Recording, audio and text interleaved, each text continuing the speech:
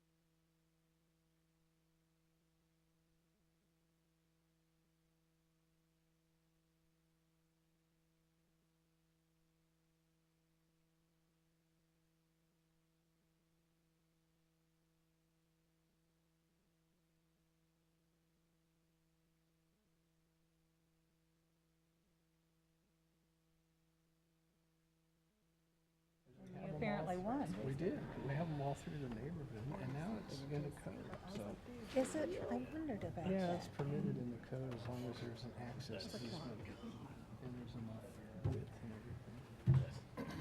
Like with for emergency vehicles? I think so, because we've been looking at it. 'Cause this house right here, that's where William Burroughs lived. Oh, yeah. They're talking about putting like a caretaker's house back here. split off 7,000 square feet, so we have two planted lots in there. So they've been talking to him about that. I think you can do it. Is somebody living in there? The caretaker? There's a rental, yeah. And it's owned by.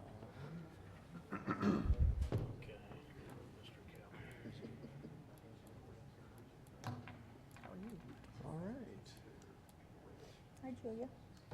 How are you? Get ready for a whole day on Wednesday, right? I was just telling Lynn, I said I had that.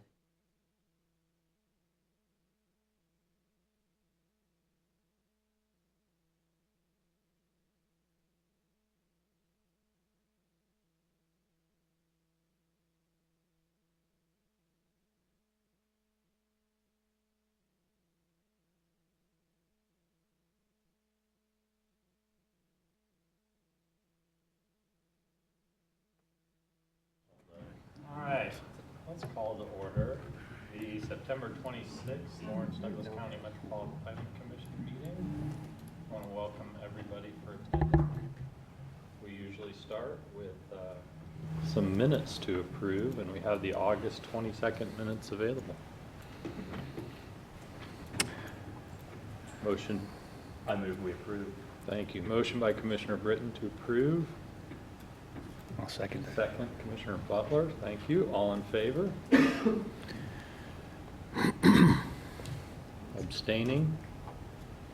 That would be 8 in favor, 1 abstention by Commissioner Kohler. Any committee reports from the last month? I will tell you that the Horizon 2020 meeting did not have a quorum, and so they did not meet last Monday. Was that last Monday, is that correct? Seems about right. But they are scheduled to meet in October 12th, I think. 10th and 12th. Yeah, 10th. That's good. Any written communications from the public? Posted everything. Thank you.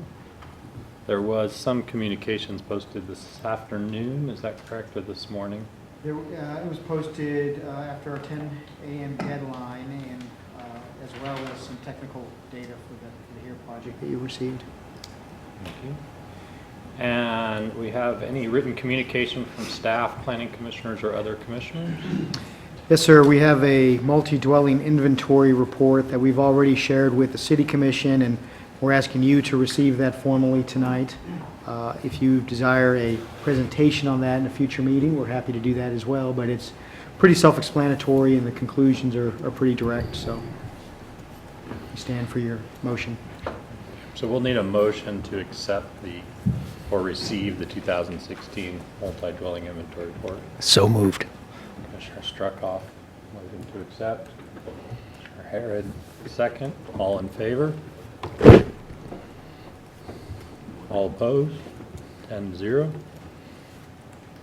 We can discuss, we have our retreat on Wednesday, and we can discuss whether we need more information on that on Wednesday. I think it was 9-0. It was 9-0. My math is bad already. Item C, receive written action on any waiver request determinations by the city engineer. None. Disclosure of ex parte communications for the public. Those are communications which have been communicated with one of the commissioners. In order that we all hear what that communication is, we ask each of our commissioners to share that information with the entire commission. Do we have any ex parte communication? Seeing none, do we have any abstentions from a specific agenda item by commissioners? I do. Commissioner Whitten? I will abstain from item 5. My husband sits on the board of the church that is the owner of the property. All right, thank you. Any others? All right. Well, now that we've got most of our business, we'll dig into our agenda. For the public, thank you for being here. First of all, we appreciate your input on so many of our items. I'll walk through real quickly how our meetings work, what our protocols are. Each item usually always begins with a staff report. After the staff report, we allow the applicant to come up and say a few words. At that time, we open it up to the public. for the public to make any comments. We do ask the public to keep their comments, if it's as an individual, to 3 minutes. If you're here commenting on behalf of a group, 5 minutes. We do ask you to sign in and say your name and your address when you begin to address the commission.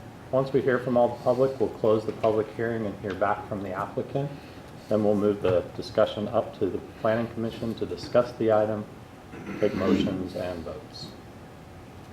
Okay, our first item is item number 1, which is a minor subdivision variance for 407 Florida and 1503 West 4th.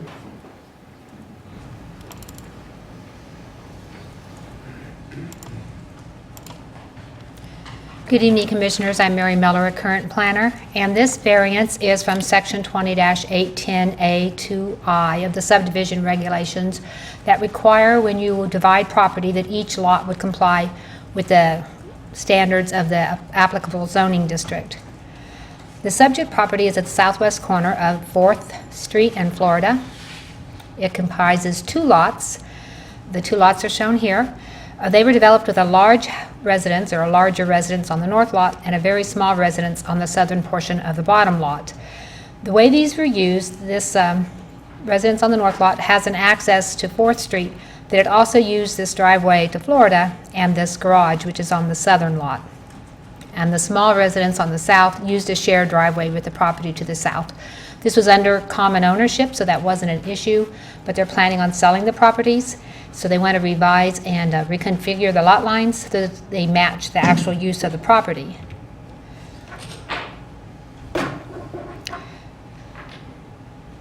So this figure illustrates the lots in the minor subdivision. Another issue was that the actual structure on the northern property encroached over the lot line onto the southern lot. So it would be necessary to move the lot lines to remove that encroachment so that the lots could be sold separately. With the lot change that they're suggesting, it's keeping the garage and the driveway with the property to the north. And what this does is result in the southern lot having a less of the frontage than they need. In the RM24 district, they need to have 50 feet of frontage, and they would have 37.78 feet. And they're required to have 6,000 feet of area, and it would put it to 5,029 square feet. This doesn't change the development pattern of the area. It just allows the actual features that are used with each residence to be located on the same lot as the residence. And so staff recommends approval of the variance request, and you would be the decision-making body on this request. Thank you, Mary. Do we have an applicant or a representative of the applicant present?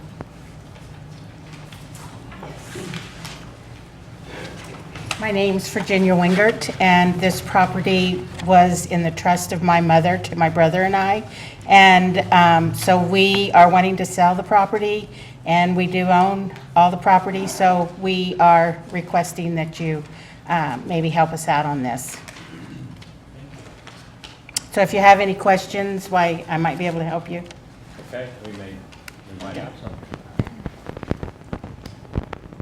Open it up to the public. Is there anybody from the public here to speak on this item? Okay, seeing none.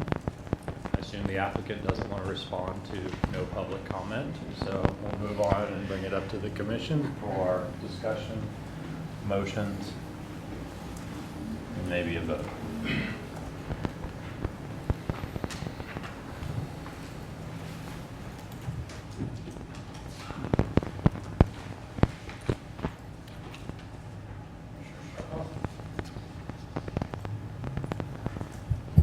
I move that we approve the variance requested from Section 2810A2I to allow the creation of a lot non-compliant with required frontage width or area requirements, and to reflect the historic use of the properties.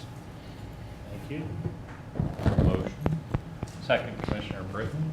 Any discussion?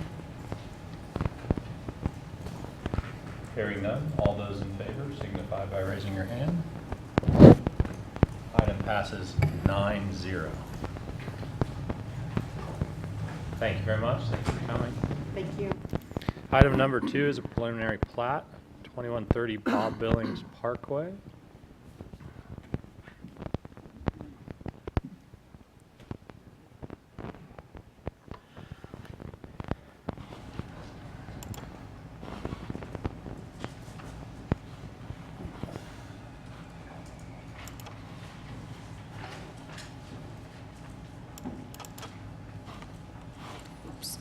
Sorry, let me get to the right one here.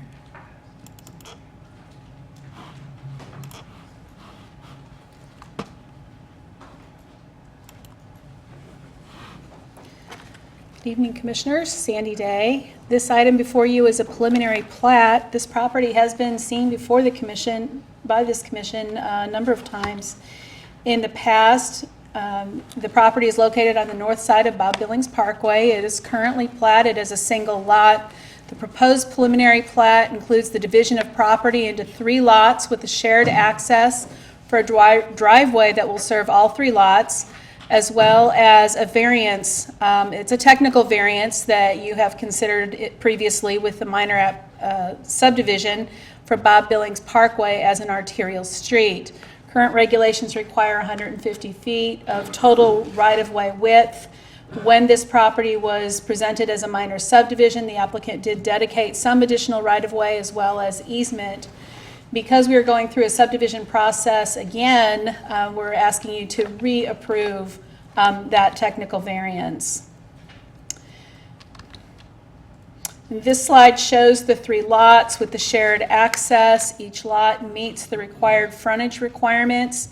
Lot 1, the primary lot, will have 60 feet of frontage on Bob Billings Parkway. This was, at the time, a restricted access point. This was the only point that you could access the property. It's consistent with where the original street right-of-way would have been located a number of years ago.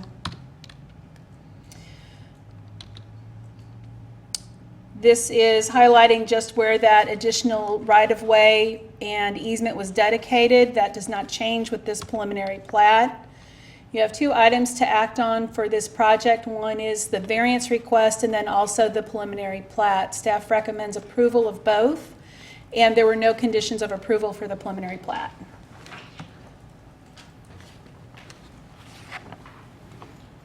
Thank you, Sandy. Do we have an applicant or a representative of the applicant?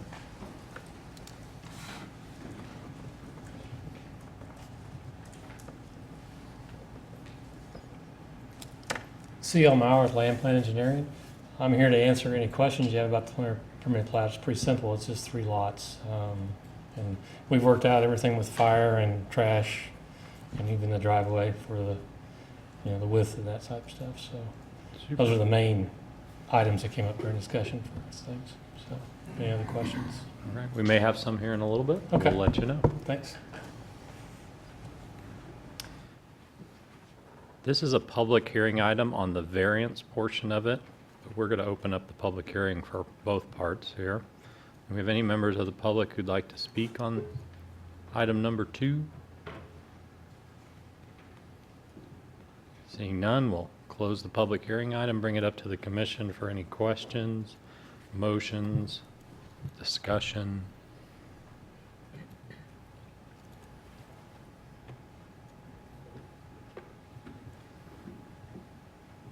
I have a question.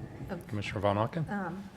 I was wondering, Sandy, if you could,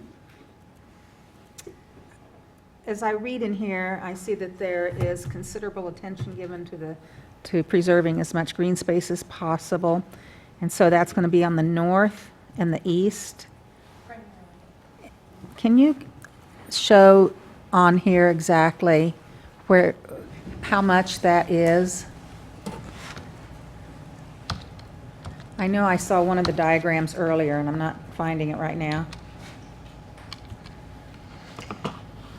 Basically, it is this area along the north. It's about 50 feet wide, 50 feet on the east. It comes across, there's a substantial amount of area cutting across Lot 3. That's because there is also floodplain and drainage way that goes through that, just drainage way that goes through that property. And then there's also an existing utility easement. So that basically really restricts the developable area for this Lot 3 to this area. Lot 2 is probably the most unrestricted as far as the ability to build on that site. And it seems like you do not have to do a drainage study for this? They did not. This was exempt from that. There is a drainage easement coming through here that's quite large. that was reviewed by the city stormwater engineer. There was no additional easement that was identified that was needed. Thank you. Sandy, I have a question. Don't go far. Can you talk about the properties that are to the north of that, where the Quarry Road Yes. would be going, and what, if this goes through, what happens to those other lots?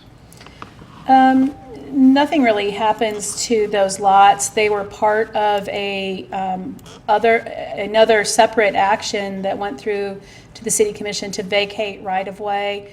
Presumably, those properties would be sold as a cohesive piece. If somebody wants to build on them in the future, they would go through a similar process to consolidate all of those into one property. This is the way the parcel configuration looks like today. Let it redraw. This is the segment where Quarry Lane was vacated by separate instrument here. So this is one parcel. It is adjacent to public right-of-way here at the very north end. That's what it would do. Yeah, that's what I was looking for. Yeah. Just a reminder of what we did with those. Yeah, Thank you. sure.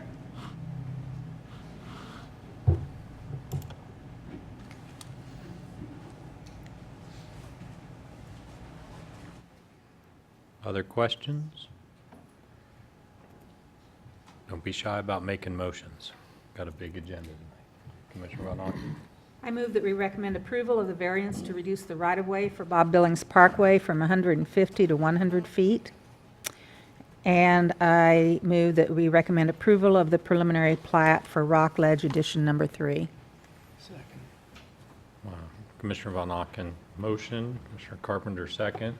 We can do those two together. It's okay? Okay. Any other questions or discussion? Seeing none, all those in favor, raise your hand, signify. Passes 9-0. Thank you. Thank you. Moving on to our text amendment, which is item number 3 for the Land Development Code telecommunications facilities. Sandy again.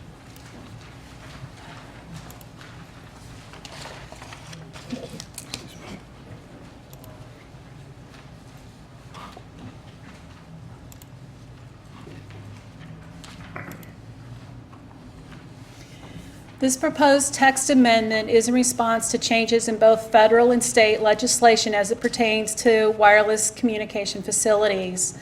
It's demanded a specific change to the city code. It ultimately will also mean that there'll need to be changes to the county zoning code as well. Randy had the fun task of getting to review all of that legislation and help us put it into the city code. A couple of things that it's done is that it no longer permits municipalities to require proof and justification of a particular project. There are a number of waiver processes that are established in the code. There's some separation requirements in the code that have actually been reduced, so towers can be a little bit closer than they were previously allowed to. The shot clock, or those minimum time periods that we have to respond, are codified into this legislation, and something that we did add into this code that we did not have previously was the idea of stealth technology, or disguised wireless facility is the terminology that's used throughout. It was initiated by the City Commission, I think August the 18th. There are a couple of very basic review criteria for text amendments. The purpose is to align the city's regulations with the current requirements in the federal and state legislation, which will take effect here in just a few weeks.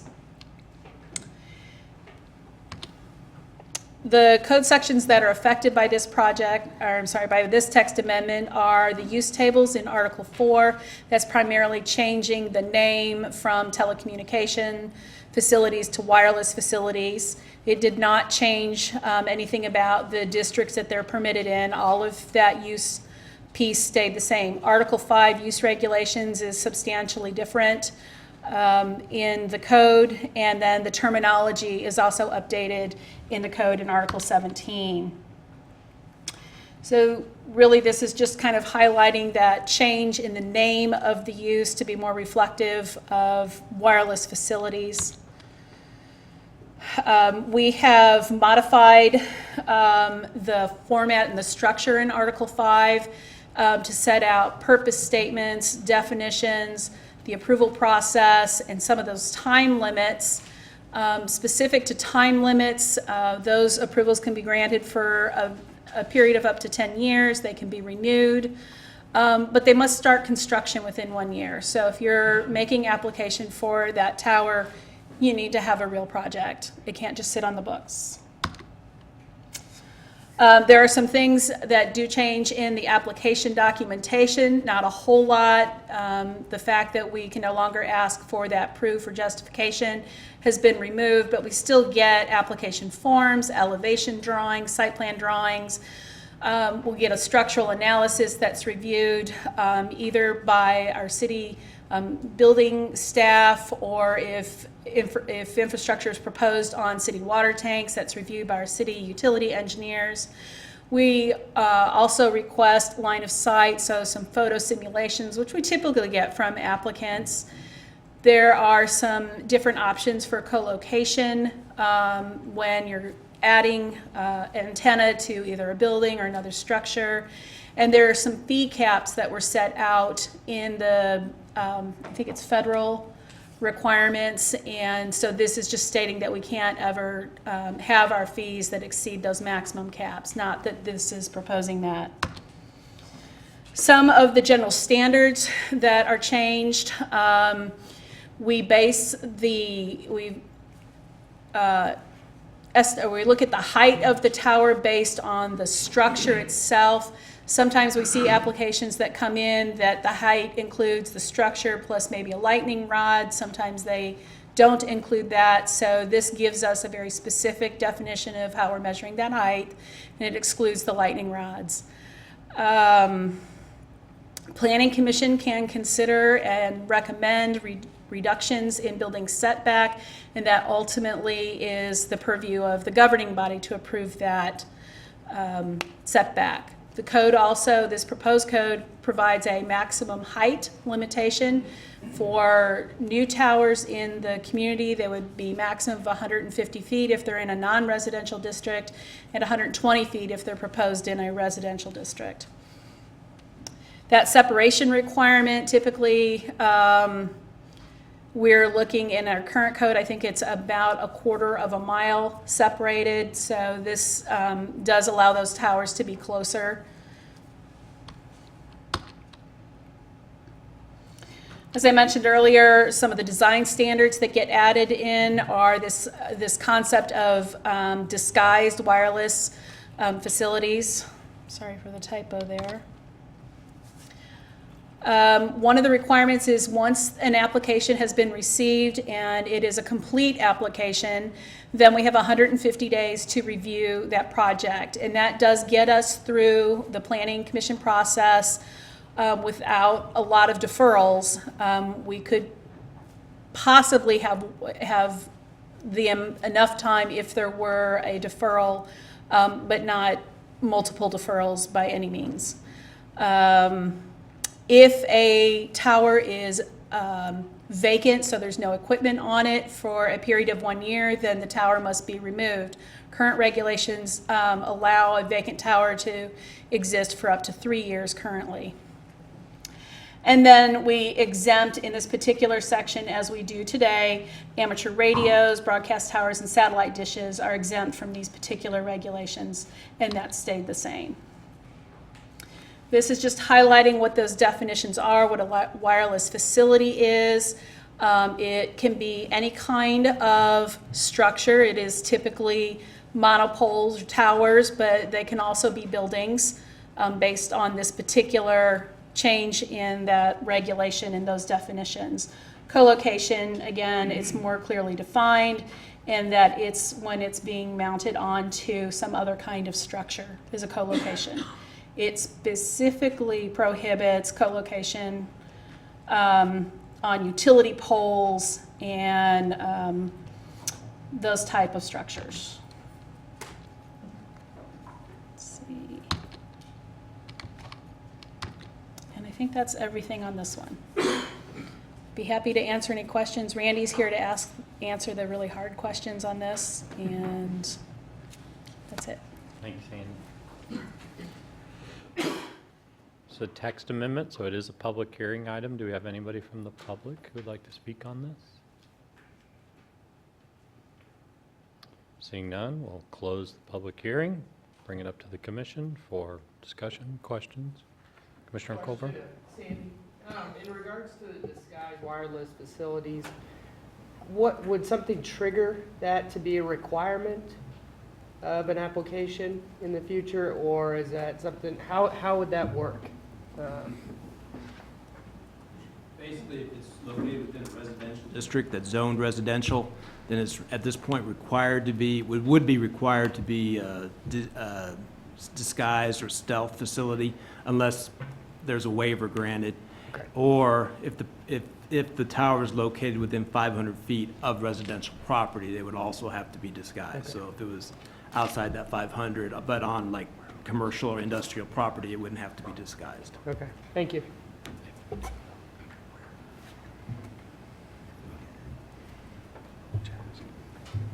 Commissioner Struckhoff? I just saw it as you were asking the question. Would we install a tower, permit a tower, recommend approval of a tower in a residential area now? Have we done that in the past? Yes, we have. We have. Commissioner Von Hawk? It requires a special use permit. It would Sure. still require a special use permit. I'm thinking of the one on Burroughs, I'm sorry, Commissioner Go ahead. Bonner. I'm thinking of the one near Burroughs Creek that was in a. That was an commercially industrial zo- area, but Industrial surrounded zoning. by Right. residential, but Right. it was actually zoned industrial. Thanks. Sandy, is there a minimum number of co-locations required? The regulations as they're proposed and as they exist today, that any new tower structure has to provide at least 3 platforms or levels to locate equipment. And that's in our code today as well as in the proposed. Now, we can't mandate that a carrier co-locate, but the new tower constructed does have to be made to provide that. Thank you.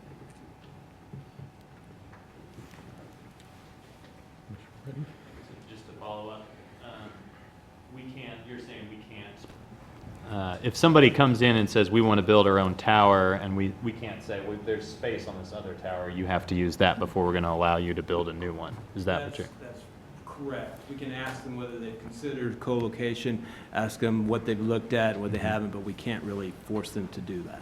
Gotcha.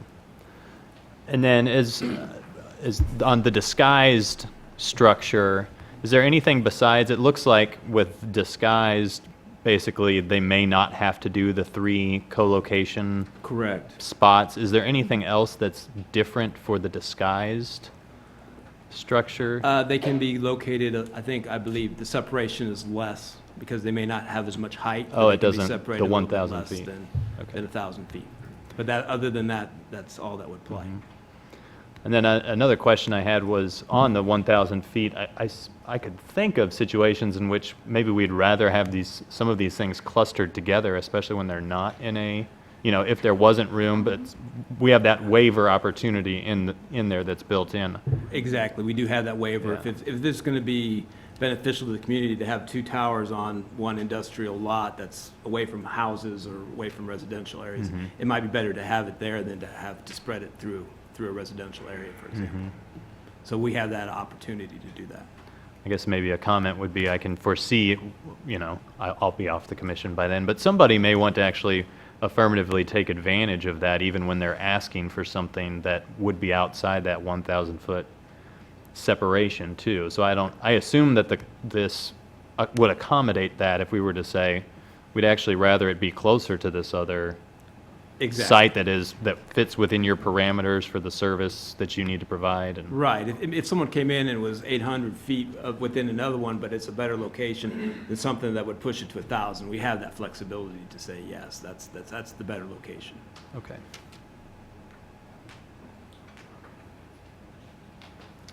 What it's trying to avoid is just, Mm-hmm. a picket fence-like style of Right. tower, so. And especially in a residential area, I think that would be a bad deal. But in some other areas, you may rather have as many as possible, as close together as possible, so that that's where they are, and the rest of it is pastoral beauty. Like, sure. I have a question, just for my own curiosity. What happens if we don't pass this? Sort of seems like these are new federal regulations. Most of these are going to apply regardless of whether we do it, because of, basically, the federal regulations were passed last year, and we've been kind of following. We haven't had a big issue with it, but then the states followed up, and effective October 1st, and they've adopted the federal regulations almost verbatim. They have some changes. So it's going to apply regardless. Okay. We've just tried to get in as much of our stuff with it as we can, so we kind of try to piggyback it all together. Thank you. Commissioner Carpenter? What part of this is ours? Oh, a lot of the standards are, but the shot clocks and the certain requirements, we did have to lose the requirement that anyone suggesting to have it come in with a new tower had to meet a burden of proof that co-location was, we can't do that anymore. Those types of things are done, so. Which is what happened with the original Burroughs Right. Creek one. That's what happened with the one. Plus, the plan said we didn't want that to be industrial anymore, which Right. was part of that. But I've noticed, I don't know how long ago it was, that the second one was approved by the farmland, or the old farmland co-op, the silos, but nothing's happened there yet. So they have 1 year to start construction. so- That project was approved prior to these changes. Yeah. Right. But that approval was, they had 1 year from that date of approval to start construction? Okay. I don't know if they're through a year yet. They might have 2 years. 2 years? 2 years, but they're not through that yet. Okay. I'm going to miss the circles of Right. coverage. Commissioner Willie? This is for city code only. Will we see a similar text amendment for the county code at some point? It needs to be initiated, yes. Good question. Does it go into effect October 1st for the county as well, or? The state law goes into effect October 1st. Ours won't be effective until, we're going to have a little bit of a lag period where we're just going to be subject to the state law. If someone comes in between October 1st and probably the 10th or 11th is probably when this will be effective, assuming the city commission passes it. So we'll have just a period of time there.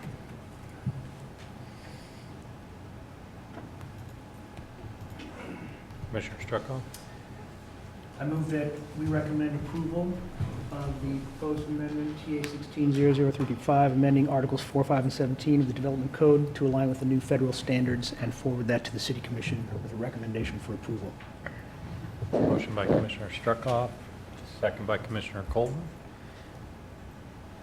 Commissioner Britton? I do have just one other question on the disguised wireless facility, and those are required in residential zones or within 500 feet of a residential zone.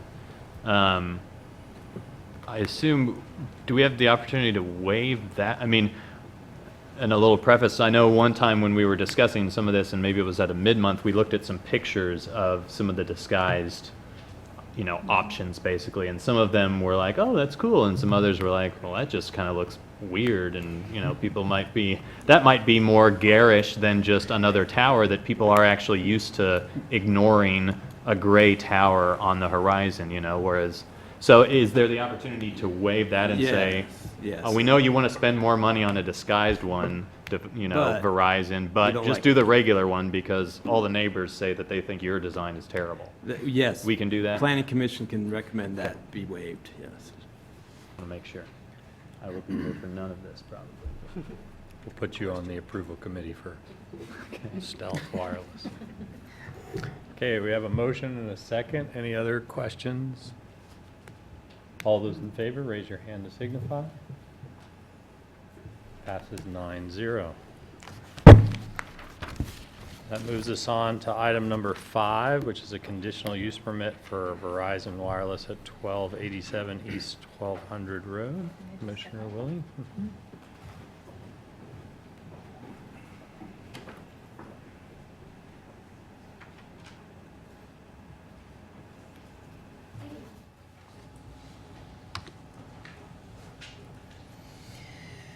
This property is located adjacent to, but outside of the city limits. There was a conditional use permit that was approved for this property previously. The county regulations restrict conditional use permits to approval for a period of 1 year. The applicant was not prepared to submit a building permit at that time. They were getting ready to prepare the building permit and then realized that the conditional use permit had expired. So in essence, this request is really a request to extend that approval. The applicant is here and can talk to you more detail about the timing of construction. The street that this property is adjacent to is fully within the city limits for this segment of it, and so it has Castle Drive address. One of the conditions of approval in the original application was that the driveway access, the apron, be constructed to city standards. The applicant provided a conditional use permit at the end of the process of the 2014 application and was fully compliant with all the conditions of approval. So this project came forward with no conditions of approval. The property does have some floodplains, so the local floodplain development permit that would be required, the applicant would proceed with that through the county concurrent with their building permit.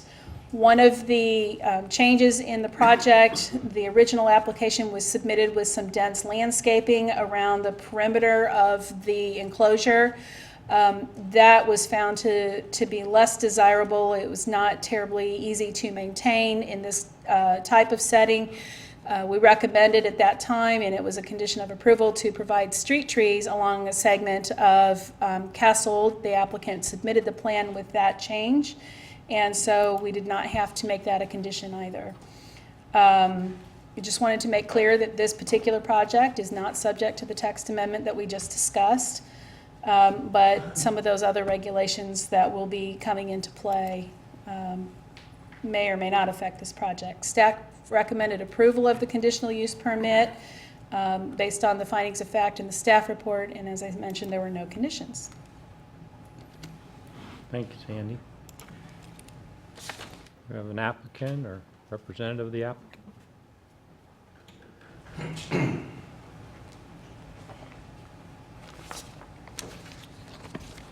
Good evening. My name is Scott Goebel, and I represent Verizon Wireless and the property owner, which is the Wesleyan Church. As Sandy mentioned, we did successfully receive your approval a year ago for a special use permit to build this tower. We had actually gone ahead and pulled a building permit and a floodplain permit, but before we can start construction, we have to go through a series of other regulatory requirements, and they are, because this is a federally licensed entity through the FCC, there's a litany of red tape that we have to get approvals on: state historic preservation, NEPA, FCC, FAA, just a laundry list. So sometimes we can get through all of those fairly quickly, and sometimes we can. And in this case, we didn't get our last approval within that 1 year period that the SUP was valid for. And I think that's just recently expired. So we understand, based on staff recommendations, that if you choose to approve this again, we will need to pull a new building permit and a new floodplain permit, which is perfectly fine. And we are prepared to do that. So with that, I will step back and be available for any questions. Thank you very much. This is a public hearing item. Do we have anybody from the public here to speak on this? Okay. bring it up to the commission for questions, motions, and discussion. Commissioner Carpenter? Just one quick question for staff. What's the maximum height under the current regulations for these towers? Because this is 40 feet taller than what we just are recommending, but what's the maximum height right now? I don't believe the county has a maximum height. I don't either. Yeah, I There's not. think typically, Ordinance. new towers, they try to be under 200 feet because of the lighting requirements. Which is why it's 1 foot short. Okay. That's exactly right.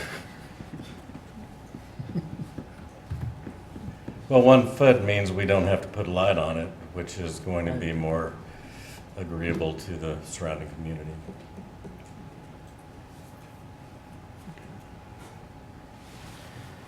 Sandy, can you talk a little bit more about your decision to reduce the screening to street trees? Was it just that the applicant, it sort of sounded like the applicant just didn't want to care for those. Was it No. deeper than that?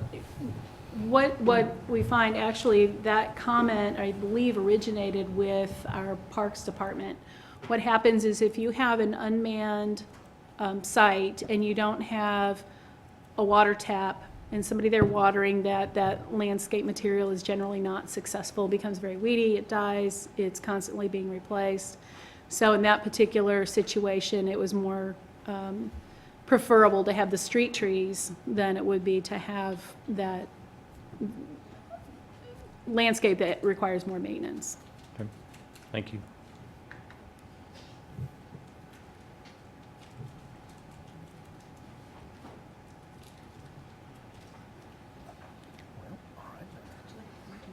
That'd be great, Commissioner Butler. Thank you.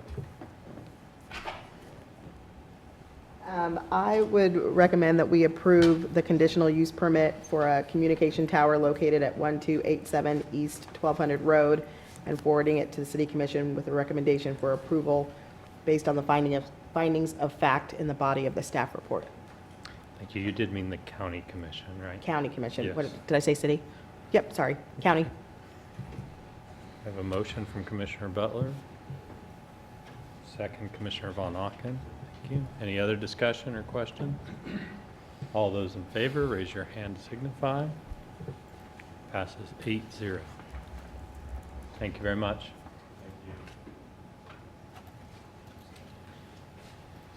Commissioner Willie is back. Give her a chance to settle in, and then we will kick off item 6, and we will do items 6A, B, and C together.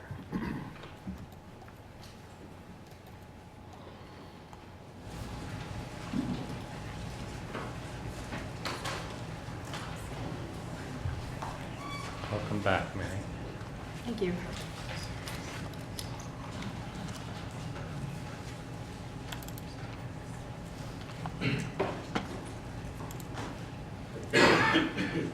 The first part of item 6 is an annexation request for the property. It's approximately 55 acres.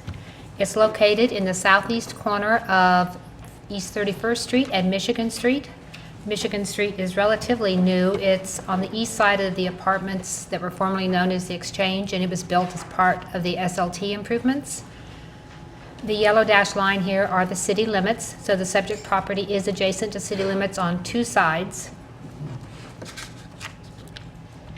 A principal factor that we consider with annexations is the first thing is it adjacent to city limits? The second thing is it possible to serve it with city services and utilities, or do we need to extend them? And if they need to be extended, who would fund that? This graphic shows the public utilities in the area. The blue is the water line. There was a water line installed along the north property line when 31st Street was improved as part of the SLT project. There is a footage fee for people to connect into this to help the city recoup the cost of the installation, and the developer would be responsible for that. They would also need to provide or install all their interior service lines to connect to the city infrastructure. The yellow lines are the sanitary sewer. There are two sewer lines in the area. The one crossing diagonal would be the one that they would connect to. There may be some capacity issues with this. At the preliminary plat stage, they would do a downstream sanitary sewer analysis to evaluate the capacity of this sanitary sewer line. If it's below capacity, the pump station 10 that's up at the northwest corner of 31st Street in Louisiana, as well as the Wakarusa wastewater treatment plant to the south, will be online in January 2018, and that would be appropriate timing with this project. They'd probably get finished about the same time. So we expect there to be capacity in this line at that time at least. The green lines are storm sewer lines, storm sewer lines. They're in the area. The property may not need to have on-site detention due to the proximity of the floodplain, but if they do, it'll be possible for the detention to be routed to the nearby storm sewer lines.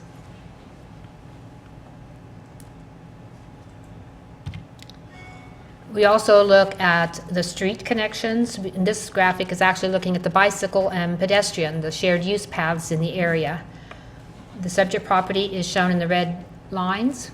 We have a bike lane shown as proposed on 31st Street that was installed. We have a shared use path on Michigan Street that was also installed. And we have a shared use path along the South Lawrence Trafficway that's being installed, and I believe that'll be open within the next month or two. So it'll be surrounded by shared use paths. It'll have great connection to the bicycle and the shared use path.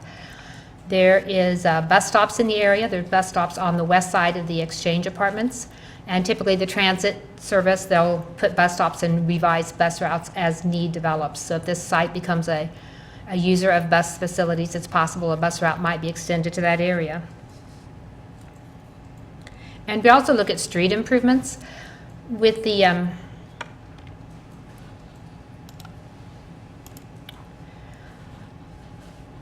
streets have all been installed surrounding the property. However, on 31st Street, the sidewalk on the south side was not installed, and that would be up to the developer to install a sidewalk along the north property line when they develop this property. In addition, they would need to participate in a benefit district for signalization of the intersection of 31st Street in Michigan. Menards to the northwest is also participating in this benefit district. And this chart, which came out a little paler than I thought it would, is from the staff report, and it kind of shows what improvements are needed and who's responsible for those. There's minimal improvements needed, mainly the front footage fee for the water lines, and then installation of service lines. Sanitary sewer is just service lines and connections. Street and sidewalk includes a sidewalk on 31st and the signalization, and then stormwater also is just interior service lines. And the developer is responsible for all these improvements. There would be no extension of infrastructure by the city. We also look at public safety. The fire department has a 6-minute target. Any property should be within 6 minutes of their station.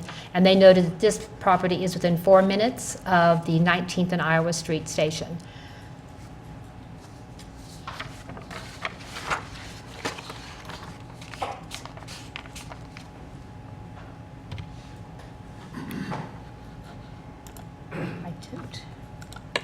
I'm sorry, I'm having a glitch here, but I can fix that.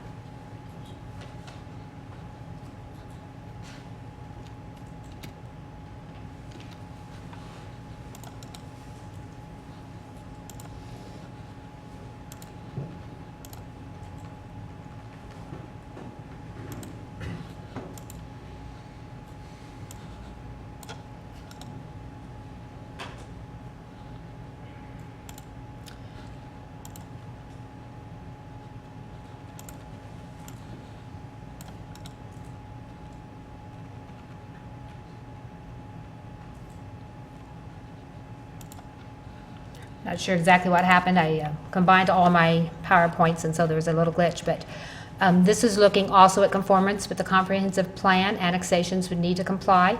The comprehensive plan promotes development in the urban growth area. It promotes well-planned development of fringe areas. It also recommends development where infrastructure is in place or planned. And as shown on the previous slides, infrastructure is in place in this area. And for Service Area 1, and this property is located within Service Area 1 of the urban growth area, development is restricted to only agricultural uses. The property cannot be developed with rural residential, rural commercial CUPs. The only uses allowed is agriculture until it is annexed into the city. So any development would require annexation, platting, and rezoning. this is going to go on for too long.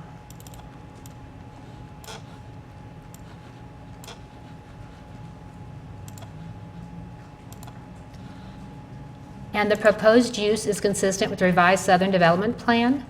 The Horizon 2020 recommends high-density residential here. The Southern Development Plan is incorporated by reference, and it recommends medium-density residential and open space. And those are the uses, when we look at the zoning, we'll see those are the uses that are being proposed. And it recommends infill residential development prior to annexation of new residential areas. And the comprehensive plan defines infill as vacant land in developed areas that is utilized for development. And so this graphic shows the area.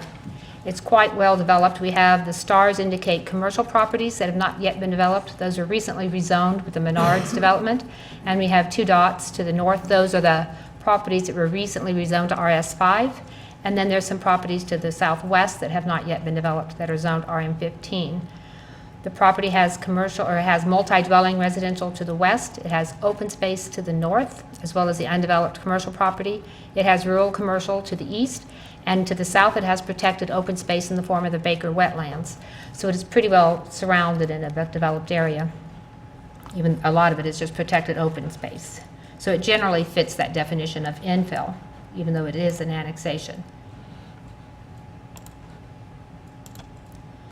So staff does recommend forwarding the annexation request to the City Commission with a recommendation for approval based on the findings of fact in the staff report. And then we'll look at the 2 zoning requests together.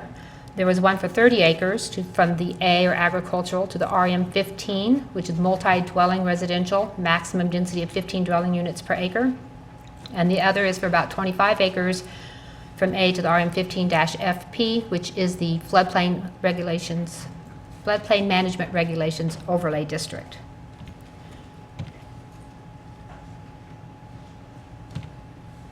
This is a concept plan of what they're proposing. This red area is the 100-year floodplain. It's the regulatory floodplain that our regulations apply to. Our maps always show the 500-year floodplain. Our regulations do not apply to that, but they're for informational purposes to help landowners identify where flooding is expected to occur with large storm events. They'll be clustering their 240 units up in the northwest corner. This shows zoning and land uses in the area. The red areas are commercial uses. The tan areas to the west here are the multi-dwellings. We have open space, green to the north. We have Naismith Valley Park, and then we have Broken Arrow Park. And then south of the South Lawrence Trafficway, we have primarily the Baker wetlands.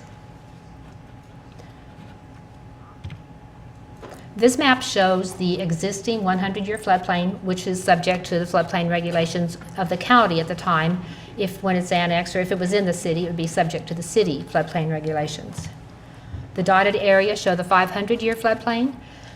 This is not subject to the regulations. When we annex property into the city, there's a requirement that an additional 2 foot of freeboard, which means 2 feet above the base flood elevation, must be rezoned to our regulations, floodplain management regulations overlay district, so that we can apply our standards to additional area. This is based on the assumption that when the watershed develops, the floodplain will very likely increase. And we do see that in the city when the FEMA does their floodplain maps. Sometimes areas are removed from the floodplain because of improvements, stormwater improvements, but often the floodplain increases.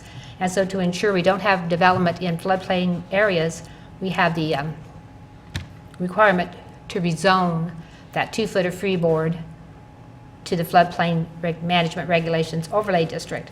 And the red line here outlines where that would be, and in this case it very closely matches pretty similarly to the 500-year floodplain. There's not a lot of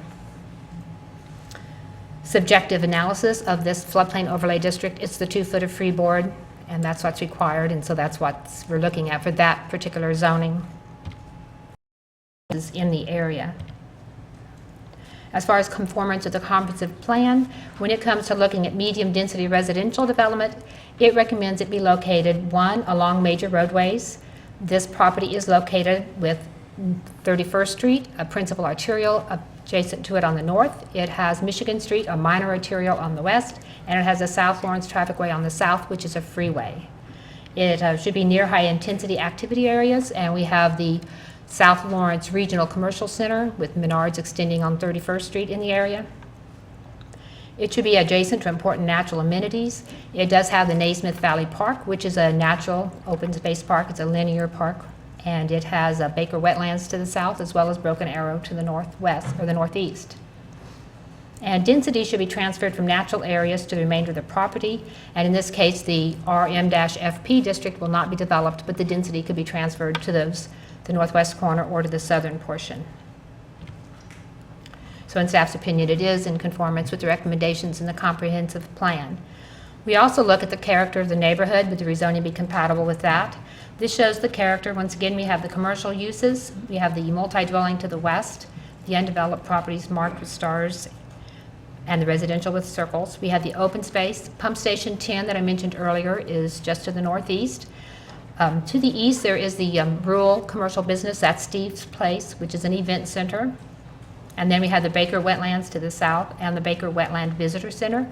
So this area has a mix of uses, with the primary uses being commercial, open space, and multi-dwelling residential. And in staff's opinion, the use would be very compatible with that. We also look at the kind of roads in the network, road network in the area. So we have 31st Street, principal arterial, as I mentioned, the minor arterial to the west, and South Lawrence Trafficway. These are shown as proposed. This came from our transportation plan. However, these two have been installed, and this one is nearly completed. And in the future, 33rd Street is expected to extend to the east to connect.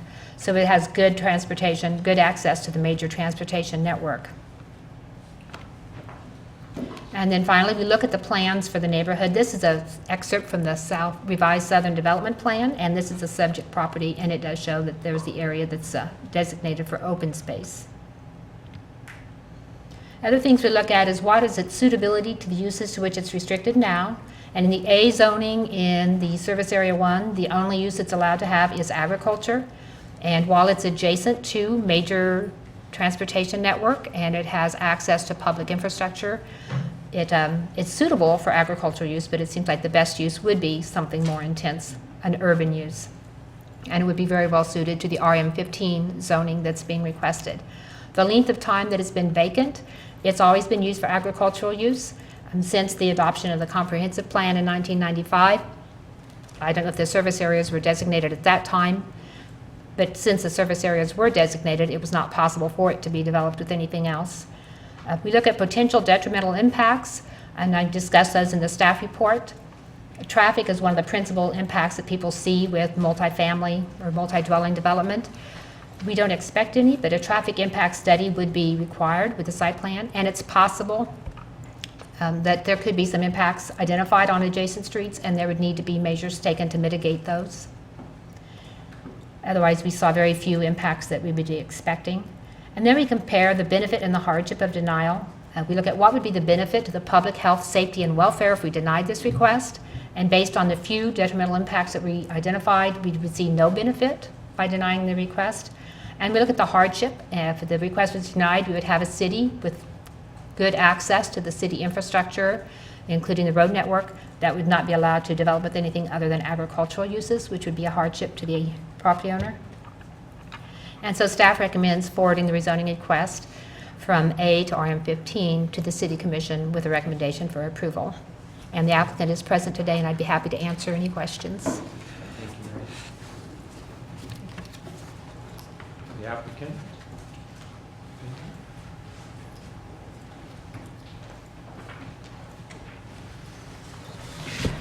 Good evening, Commissioners. My name is Matt Goff with Barber Emerson Law Firm. Here tonight on behalf of the applicant. And we would be pleased to stand for questions you may have, but completely agree with the staff report, both in terms of the annexation and the zoning, and thank them for their time and efforts. Thank you. Do we have any member of the public who'd like to speak on this item?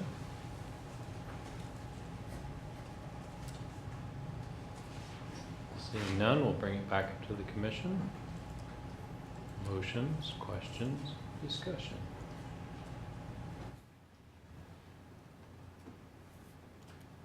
Commissioner Britton? question for staff. Just, I think I've read the LJ World article today about the multi-dwelling inventory report and everything. I couldn't find the number, the vacancy rate in the report here. I'm sure it's there and I just missed it. Could you remind me what the current vacancy rate is for the RM districts that are Do I need to push this? built Or is it out? on? We don't actually keep the vacancy rates. I know there is a Oh, so that's- realtor that does that, and he That's does right, yeah. the vacancy rates for apartments overall, but we don't have those. I might add, Commissioner, that our report doesn't report on the vacancy rates. Right. The That article makes sense now. discussion sort of went that direction, but our report did not include that information. Or perhaps it was the comments after the article that went in that direction, but Oh, I habitually do not scroll down beyond the end of the article anymore, but. Commissioner Harris? Did you Just want notice? to clarify, the sidewalk will be completed on this property, and will that complete the sidewalk on the north side of 31st Street? When I say complete, from Louisiana to Iowa Street. The sidewalk on the north side, that should have been a shared use path that was installed. I meant on the south side, yeah, sorry. It won't go all the way to Louisiana. It'll go to the sidewalk that's in front of the Exchange or the Okay. Connection Apartments, but there's the Steve's place, that's still in the county. So there's just a little bit left to get to that. Okay, but we're getting closer. Yes. Okay.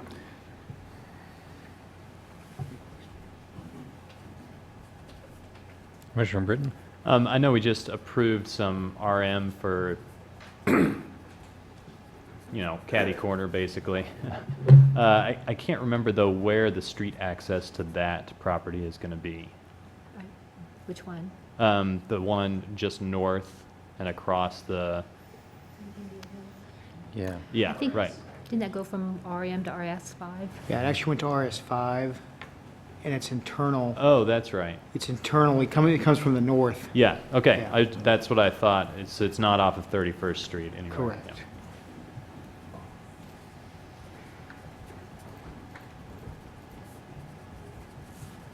It was designated for medium density, but zoned to the That's RS5.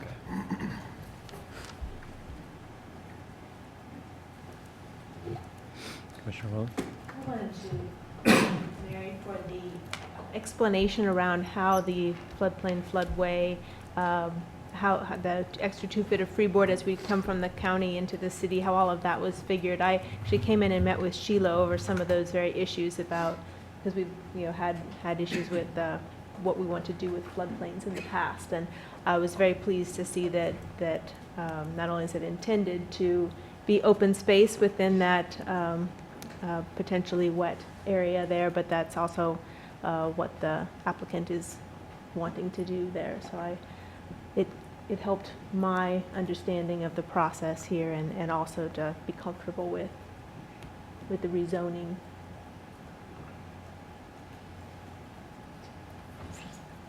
We have great staff. Do we have a motion? Commissioner Culver? I would move for approval of the requested annexation of approximately 55 acres and forwarding the requested annexation to the City Commission with the recommendation for approval based on the findings in the body of the staff report. Thank you. Second, Commissioner Britton. Any other further discussion? Yeah, just on annexation in general. I mean, we're going to see, probably with the update of Horizon 2020 coming, we're going to see a spate of annexation requests, trying to get in before any changes. And I just want to point out how this one actually meets all the criteria in that it is on a major arterial. It's pretty much captured by the city already. It's captured by the SLT, and it has all the major utilities in place. It doesn't require any new roadway. And I think that that's something that we're going to have to look at when we get new annexation requests in the future about just what the cost to the city might be. This one has almost no cost. In fact, it's going to recoup costs that have already been paid by the city. So for that reason, I would join in supporting this particular annexation. And I just had one quick question. So the last piece on the south side of 31st Street going up to Louisiana that's not, would not be annexed into the city is Steve's place, is that correct? Yes. Okay.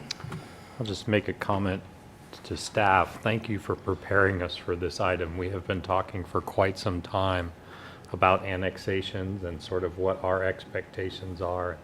And for those of you in the public that don't know, staff has done a really good job of giving us sort of an outline of when we think about annexations, what are the impacts on our community. It's really a great part of planning. And sometimes when we get these applications, we haven't done the background work as well as we did on this one. This was a great example. So thank you, staff. Nicely done. And it makes us much more educated when it comes time to make a vote here. So thank you. Mr. Von Lock.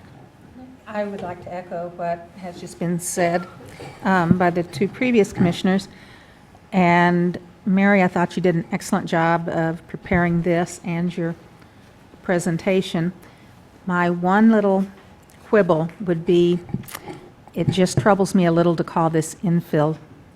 I understand why you're saying it and where you're coming from. I just think it troubles me because I think it could start a slippery slope that I'm a little uncomfortable with. But other than that, I'm supporting this. Mr. Britton. Some additional comments in the same light. I also, Commissioner Von Auken, don't really see this as infill development, although I agree that it makes perfect sense for annexation. And I do take some comfort anytime we're annexing property, for new development. I think we do need to be really careful. I like that this abuts the SLT and there's a very clear sort of demarcation that I'm sure will be jumped at some point. But it's not like annexing this makes it super obvious that, property on either side is going to be annexed immediately and things like that. Those would give me a little bit more heartburn too. And so I just wanted to make a note of that for the record and for future discussions of this. But I agree with Commissioner Carpenter wholeheartedly that this one really does make sense. I just want to add, I agree, this property has value as open space. I mean, it's basically a small marsh. If you drive by, it is marsh, it's cattails, it's probably thick with wildlife, and adjacent to the wetlands, it has a definite purpose I would agree, this is not traditional inflow of filling in vacant lots in the urban core. This is actually filling in around an area that has value just as it sits now. I too agree with everything that's said. I'd like to also echo a concern when we start losing some rural area, especially cropland. That isn't a whole lot of cropland in there. I've seen the crops over the years go through there, and as Commissioner Carpenter said, it's the middle of this area is just cattails and who knows what, but it's good to see that it's developed around it in a good manner, and I'd like to echo, I think staff presented it excessively well, and for this reason, it's supported. Okay, if there's no other comments, let's take a vote. All in favor of the motion, raise your hand. Passes 9-0. We also need a motion for the rezone. Wildlife, I say bugs. It's got a ton of bugs. Commissioner Kohler? Should we take these in two items, Scott? Okay. I'd like to move approval for the rezoning request for approximately 30 acres from County A Agricultural District to RM15 Multi-Dwelling Residential District and forwarding it to the City Commission with the recommendation for approval based on the findings of fact found in the body of the staff report. Commissioner Harrod's got the second. Commissioner Culver with the motion. Any discussion? All those in favor, raise your hand. 9-0. I'd move for approval of the rezoning request for approximately 25.13 acres from County A Agriculture District to RM15 floodplain, multi-dwelling residential with floodplain management regulations overlay district, and forwarding it to the City Commission with the recommendation for approval based on the findings of fact found in this body of the staff report. Commissioner Harrod, you want to do this one again? There we go. Second from Commissioner Harrod. Any discussion? All in favor? 9-0. All right, that takes care of item 6. We have items 7 and 8.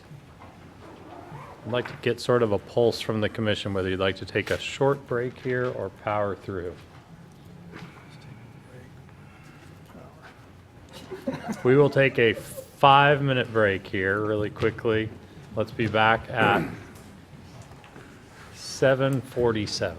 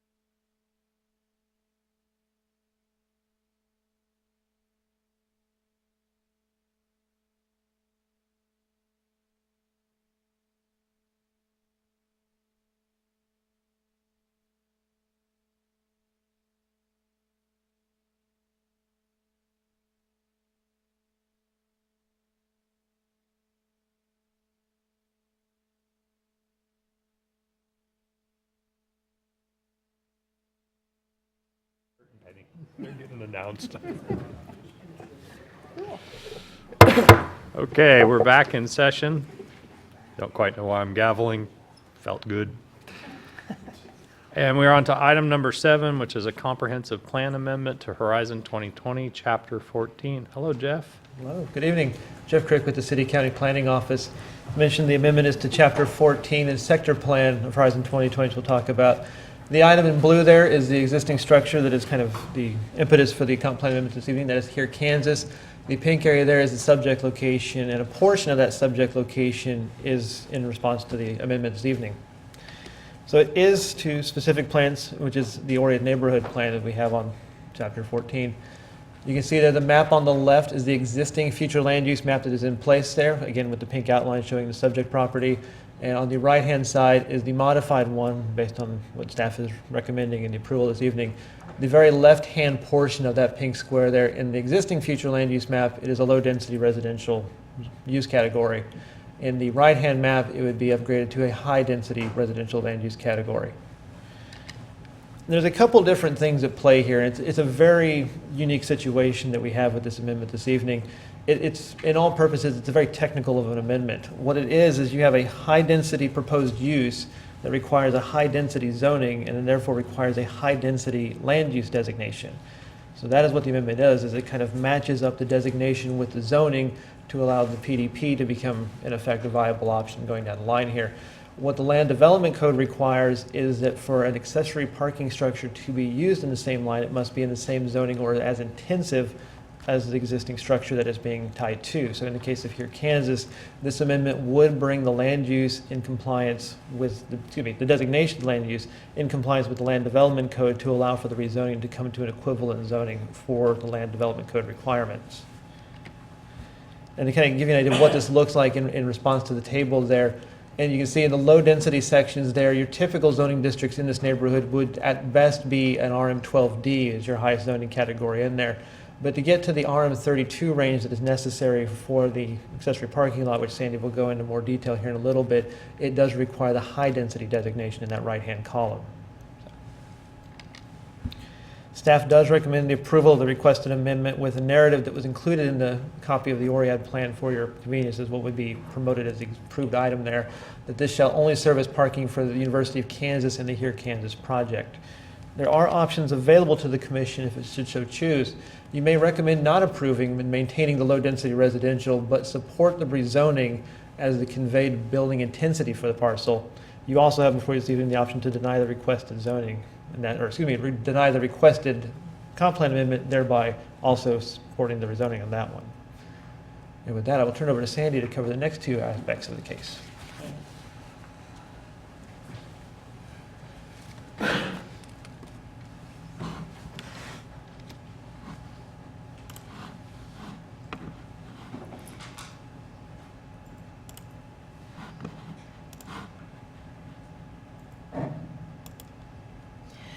Jeff is really giving you a very good overview of what's required and what's going on and what's being asked.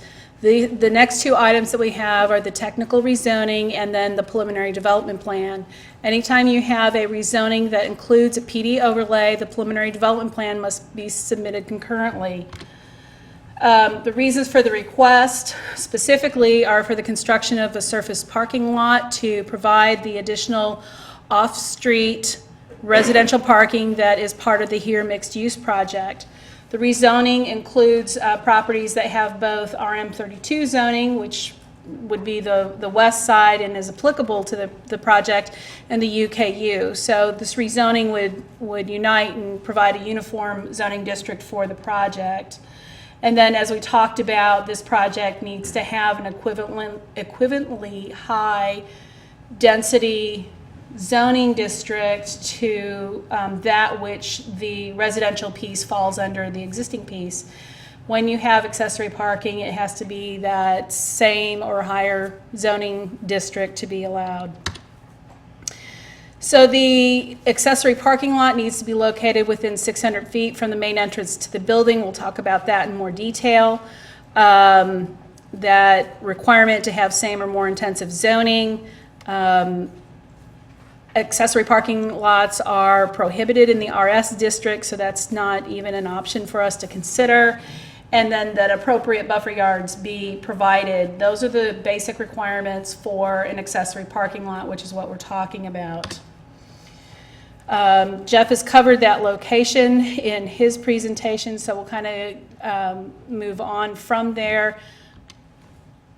The surrounding zonings are the RM12D, the RM32, the UKU, which is the university property, as well as the Here at Kansas project, which is the MU PD overlay district, and then the Varsity House is located also in that relative proximity. The project itself includes the surface parking lot, but it also includes some off-site improvements and substantially changing Fambro Drive alignment for that neighborhood. And what that does, the vacation of the right-of-way of Fambro takes one half of that existing right-of-way and gives it to the property to the north, which is the KU endowment property, and then the other half of that right-of-way goes to the southern property, or KU.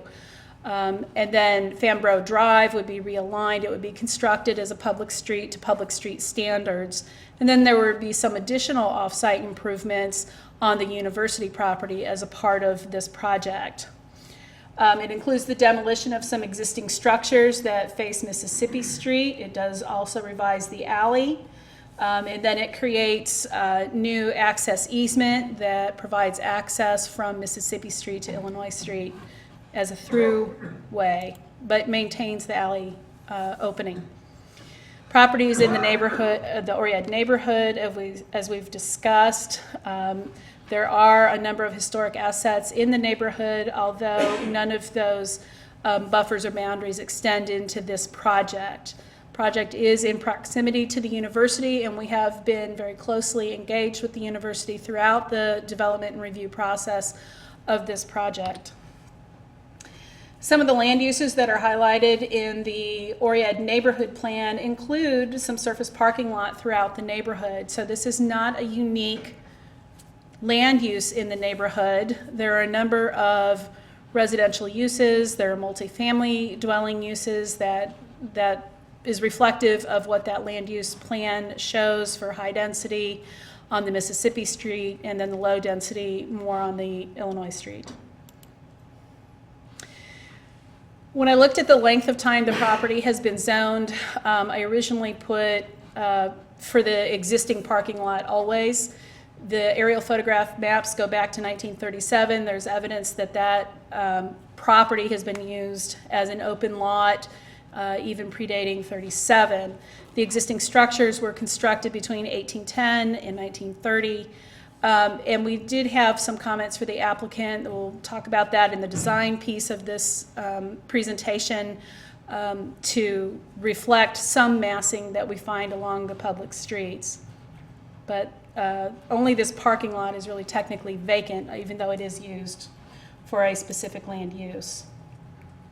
Some of the changes to the area that will result from the project, as I've mentioned, the alley, which currently extends north-south, between Illinois and Mississippi Street, will be revised. Instead of intersecting at Fambro, it'll be shortened, and it'll intersect at a shared access easement that'll extend through the street. This was a significant discussion at the staff level. There are a number of departments that wanted to keep that alley open so that they can provide services to the alley. The residents of properties along the alley have also contacted staff wanting to make sure that the alley remains open. There are some questions about whether or not this change in the alley is going to affect behavior of residents in the area. They may perceive this as being restricted, and so they're only going to be using the north half of the alley and accessing to 10th Street. That's going to take some education on everybody's part. I think as you see trash trucks and other type of utility vehicles going southbound or northbound through the alley and exiting either to Illinois or Mississippi Street is a very clear cue to residents that that's a through way within this project. Some of the benefits to the community that will result from this, and certainly that's an improved parking lot for the endowment property. That parking lot today, as you saw in the image, is a non-compliant parking lot. It extends all the way to the property lines. There's no interior green space. There's no setback. And this project would result in a code-compliant parking lot for that use. Pedestrian sidewalks, multi-use paths are added, and then specifically this project will provide that required off-street parking to allow the Here at Kansas to activate those remaining residential units and bedrooms in their project. Skip over this. Staff's recommendation for the rezoning is for approval. There are a number of conditions that are reflected on the preliminary development plan, and that would tie this particular project to a specific use, and that being accessory parking. Project's proposed in 2 phases. An initial phase would provide the first 50 spaces.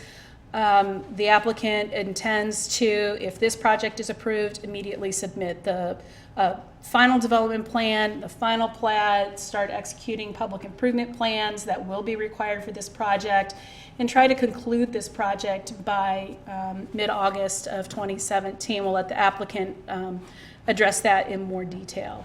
So the parking lot itself is really on a very small piece of this, but the overall project size does affect a larger area. Just to backtrack, since some of you may not be familiar with the Here at Kansas project, it is a mixed-use project. It includes residential and non-residential uses, as well as structured parking. The project originally included a robotic parking option that was not successful for a number of different reasons. The applicant worked with staff and a number of different groups to try to find solutions to that. So one of those solutions was to redesign the parking lot or the parking garage that had actually been constructed. It provides or accommodates 510 of the required 577 spaces for the residential element of the project. And the way that was done was through the use of valet parking. The parking garage is not laid out or intended to be used by the casual driver. Parking spaces are tight and narrow. They don't want a lot of people in and out of that garage, so the valet staff provides that opportunity to maximize the number of parking spaces in the garage and to allow the project to move forward. The non-residential uses are accommodated by on-street parking, which is something that is allowed in the MU district. This project, as I mentioned, adds another 68 spaces to that overall total, getting to them to what the required parking was as part of the approved final development plan. That was 685 spaces.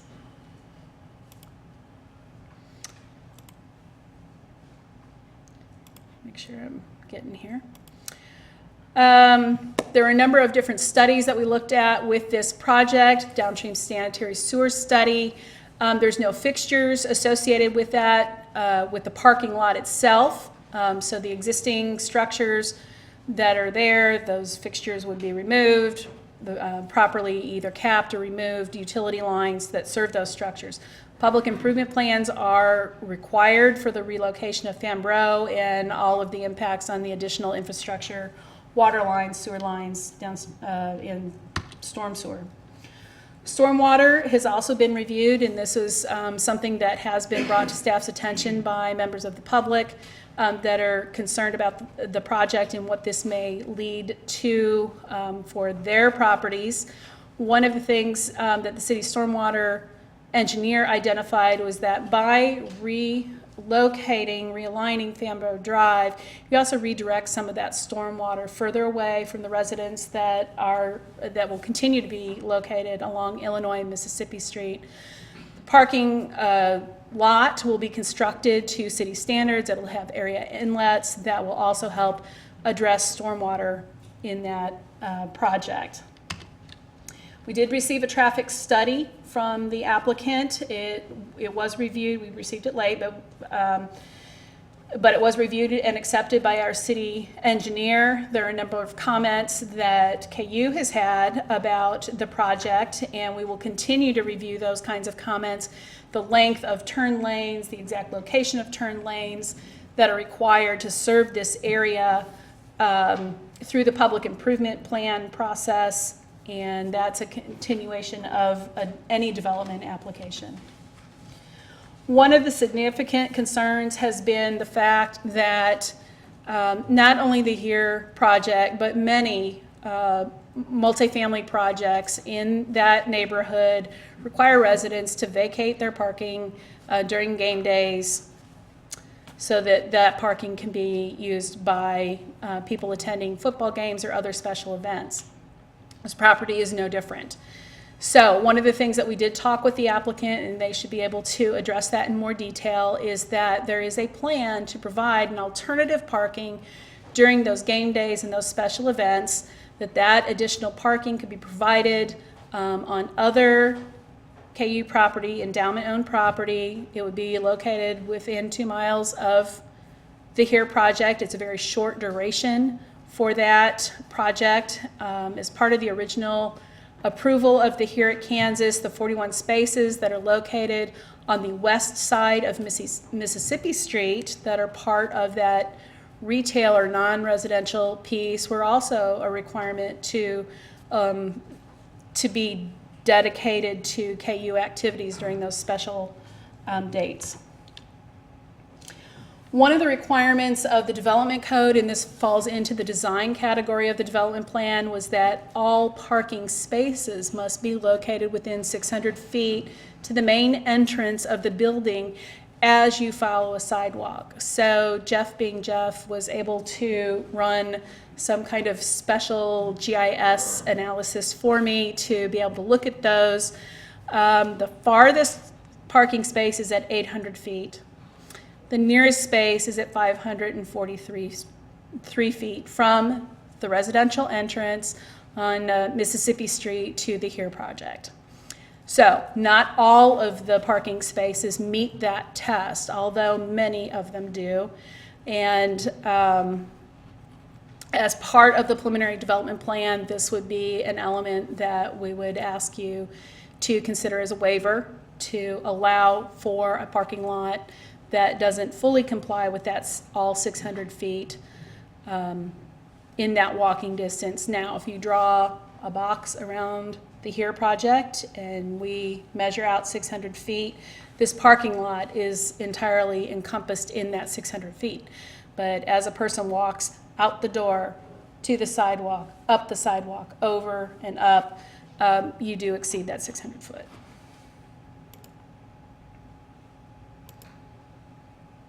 One of the other design standards that we talked with the applicant about was what happens when we demolish these existing structures. There's an established pattern in the neighborhood that includes front facade of a building, a front yard, a sidewalk, a green space, and then the street. And we really wanted to maintain that pattern because this is still a very residential portion of the neighborhood. And so the recommendation that resulted was that there be a screening wall added at a location that is comparable to what the setbacks of the buildings are along that street face. There are a number of local examples that we provided for the applicant of different types of screening walls. So this is really what we're talking about, something that to obscure the parking and to provide some structure and some massing along that street. One of the other fencing questions that came up was how to handle the parking lot on the north side where the parking lot will abut the multifamily.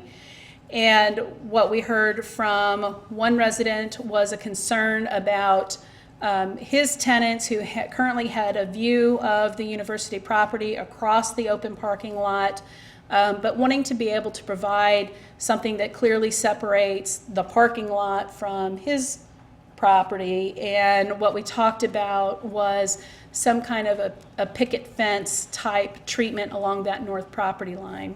There's about 5 feet between the curb and the property line that we could do some fencing, some screening, some low shrubs, and the applicant can respond to that as well. What this image is intended to do is to highlight kind of where those things would be located. This shows kind of a picket fence treatment right along the north property lines. Does not go all the way across because we don't want to be blocking the alley, and generally stopping at about where the front of those buildings is. For the more substantial fencing or the wall, screening wall, that would be located somewhere along this same kind of plane that we see the buildings located both on Illinois and Mississippi Street on this other side. Staff's recommendation for the preliminary development plan is for approval. We had 3 conditions. One of those that it include a note restricting the use specifically to an accessory parking lot. This should not be an approval that is intended to somehow weave into some other type of intense use. This project is very specific to support the HERE project, and it's not a tool that we would recommend kind of willy-nilly throughout any neighborhood where the response is to demo buildings to provide surface parking. We also recommend approval of the plan to provide some screening wall along those public streets, as we talked about in the staff report, and then also to provide some kind of ornamental fencing along the north property line. And then each of these plans, the plan would include a typical section of what those features would look like, would be typical. I am happy to answer any questions about this. I know the applicant is here and can tell you more detail about their timing of the project. Thank you, Sandy. Invite the applicant up.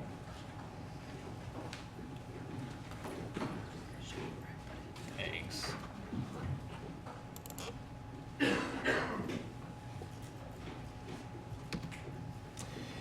Yeah, good evening, Commissioners. My name is Brian Sturm. I'm a landscape architect with Land Plan Engineering here in town, and I'm speaking tonight on behalf of the applicants for this project, which are both LLCs, but for just understanding, it's basically KU Endowment, who owns the bulk of this land, as well as the HERE ownership group that owns a parcel. My presentation will cover all 3 items up for your consideration tonight. I will preface it by saying that we do agree with staff's recommendations and don't dispute any of the conditions.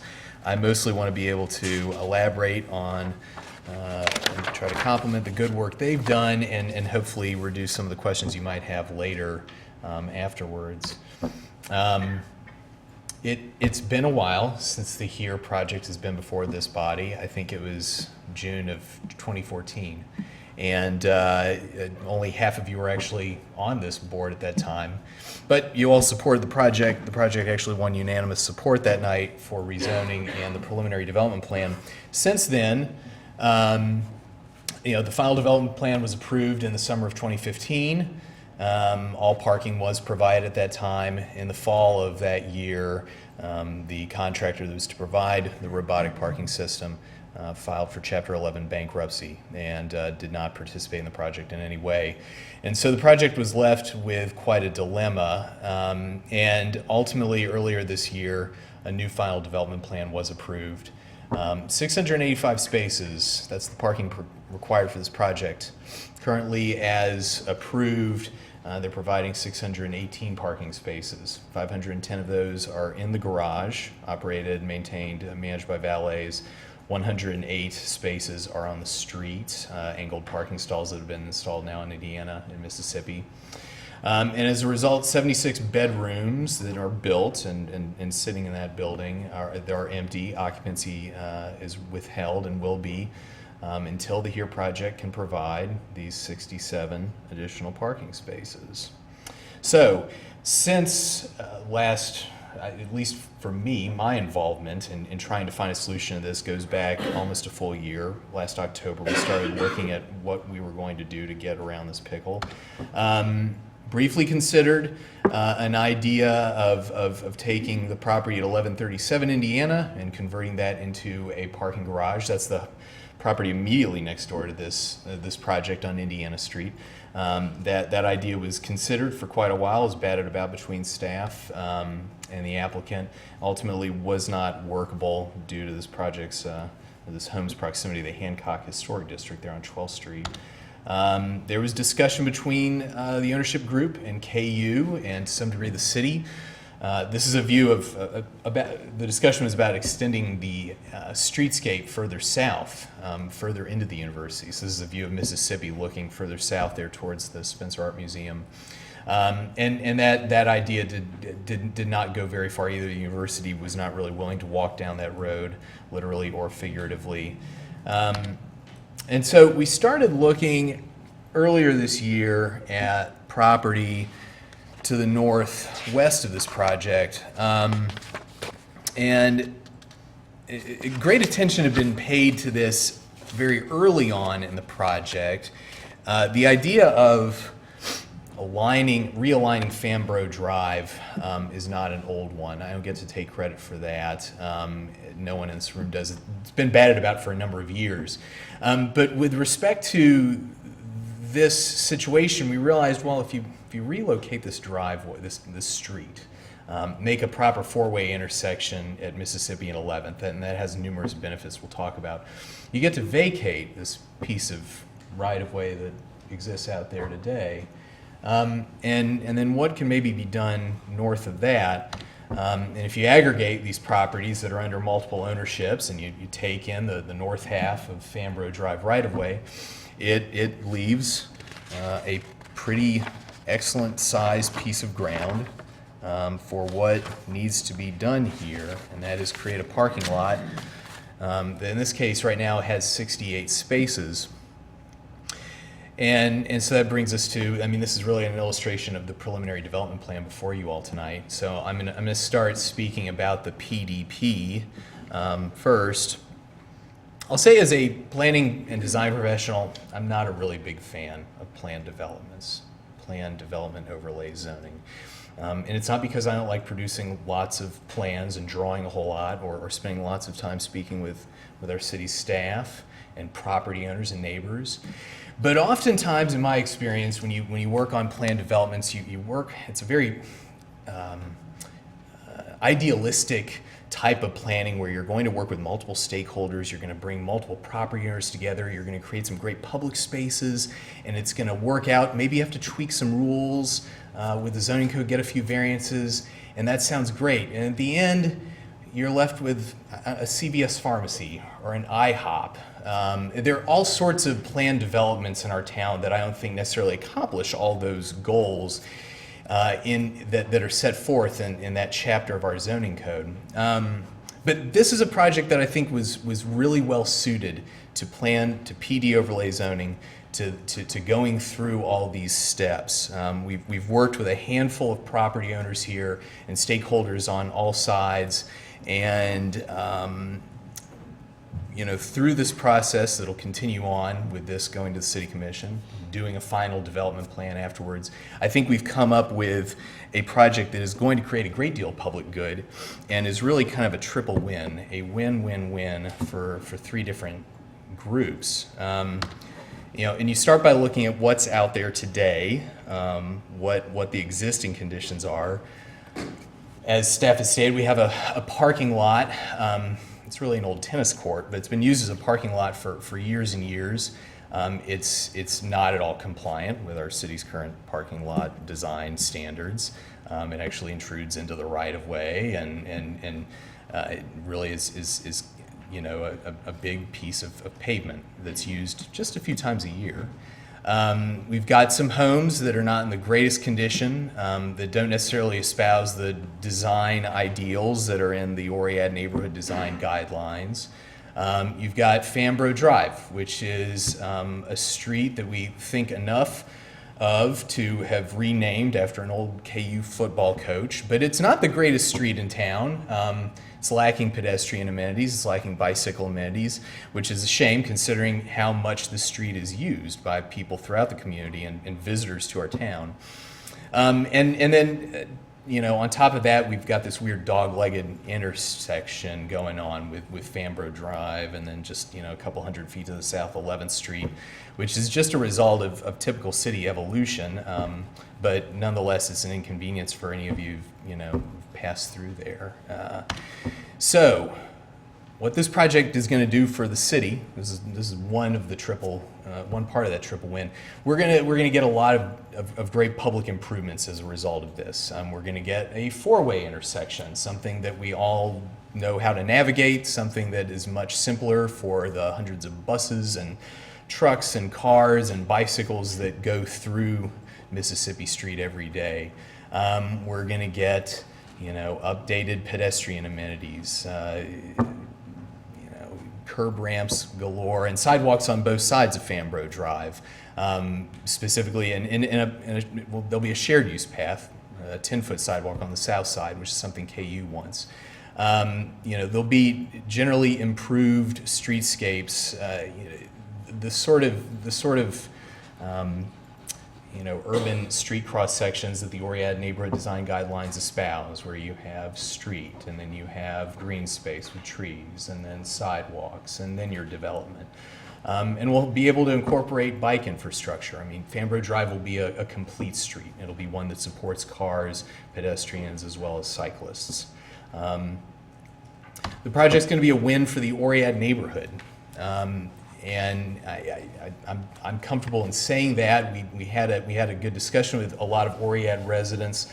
It's been over a month now, a meeting that we had at the Carnegie Building. And one opportunity we have here in doing this parking lot is to start to incorporate some of the design guidelines that have been put into that neighborhood's plan.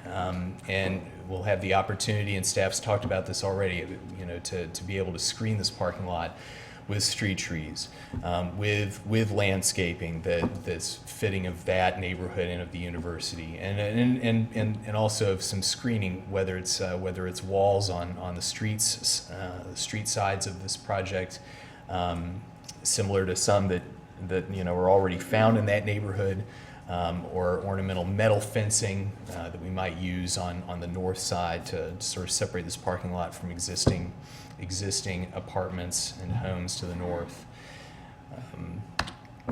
And it's definitely a win for the university.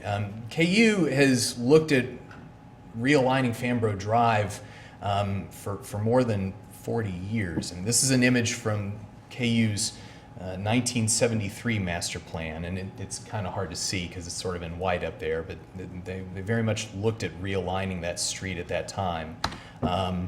It was also in the mix in the 1987 master plan.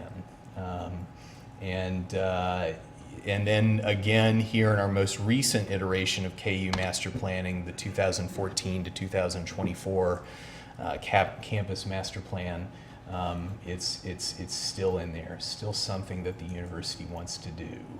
And you start to wonder, well, why haven't they done that at some point? And there are plenty of reasons for that.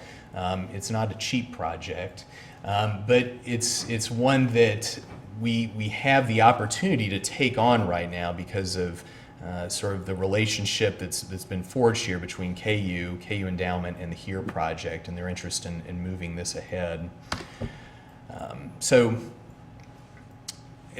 Lastly, this is a win for the HERE project, of course. Pending approvals of these proposed items, the HERE Kansas project will meet its parking requirement. The requirement's 685 spaces. They would have 686 spaces, 510 in the garage, 108 on the street, and 68 in this accessory lot. And that would allow them to obtain permanent occupancy of all uses on site, commercial, residential, you name it. I think it's valid to question whether or not HERE will ultimately need this parking in its full amount. Time will tell. HERE is monitoring, how many folks, and it's not hard for them to do, between the valets and how they work their property. They're monitoring the usage of their garage. As of right now, that garage provides 510 spaces. With the residents they have in there, they've permitted 343 of those spaces. So it's about 71% of what they have, in terms of residents. So if the project were, leased completely to 100%, and we were still, seeing residents park there at about a rate of 71%, that would be 485 spaces in that garage being utilized by the residents there. So you'd still have, some left over. And how that plays into how this building is managed and how that parking lot is managed is really not a question for today so much, but it's likely to be something that gets discussed in the future. So here we are again with really the image of the PDP. And again, the beauty with a PDP and PD overlay zoning is that you have a chance to engage with the community, with the neighbors. We get to come before you all. This is a site plan essentially that you all get to review. It's not just going to be one of those site plans that gets reviewed in the smoky back rooms here of City Hall. You all can pick this apart. If you have questions about the planting plan, you have questions about the access, we can hash that out all right now before this goes on to City Commission, and before we have a chance to submit a final development plan. And the other aspect to that is the zoning. On top of this plan being one that's highly reviewed, completely transparent, the zoning is also essentially conditioned when you have a PD overlay. Here's the existing zoning out there. Everything on campus is termed UKU. The property owned by Endowment north of Fambro Drive is also zoned UKU today. You have ARM 12D to the northwest, ARM 32 to the northeast. The Here Kansas project is zoned MUPD. And what this project really proposes to do is to change that chunk of ground on the north side of existing Fambro to RM 32 PD. And staff has gone over why that's necessary. In order to have accessory parking for a very high density use like MUPD, you need to zone that to a high density designation. And I want to stress, this point's been made already, I want to stress that this is special zoning. You should feel certain that you're not setting some sort of wild precedent for this to become simply another 32 dwelling unit per acre apartment complex in the future. Because it's got the PD overlay. Anyone who wants to come back in the future and do something different to this parking lot will come before you, and they'll come before City Commission. And I think it's safe to say that this is not what the Here owners have gone through is not something that most multifamily developers aspire to do, i.e. see one of their subcontractors providing parking go into a bankruptcy and then be left with a tremendous shortfall and yada, yada, yada. So I would say that this is a very unusual, very out of the ordinary situation, and not one that is going to get repeated time and time again in the Oriad neighborhood. I want to speak just briefly on the comp plan amendment. As much as I try to avoid plan development overlay zoning, I try to avoid comp plan amendments that much more because the city takes its comprehensive plan seriously, and it's one that's undergone a tremendous amount of deliberation, and it espouses our community's development beliefs. And it is often the case when you come before a board like you with the request to amend the comp plan, it's because you need it to be tweaked to shape the needs of your project. And that's certainly the case here. We have to create this parking lot to serve this use, and the west half of the Illinois street, the west half of this block is slated for low density residential in the future. I just want to make the point that while this comp plan is being brought forth tonight because of this project's not dramatically changing the land use relationships going on here. We have on that west half of the project for which the comp plan is needed, a parking lot. We are proposing a parking lot.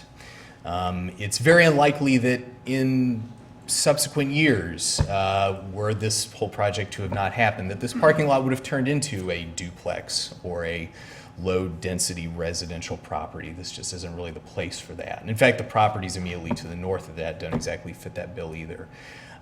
So, you know, as much as this comp plan amendment is going to further or facilitate the zoning request and our preliminary development plan before you tonight, it's also going to, in some ways, bring this property more in line or bring the comp plan more in line with what really exists out there today and what has existed there for a number of years. You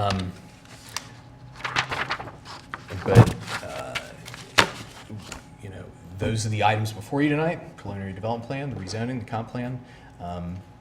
I am happy to take any questions you all have. I don't have anything else to add. Thank you very much. This time we open the hearing for members of the public to speak on this item. Are there any members of the public here to speak?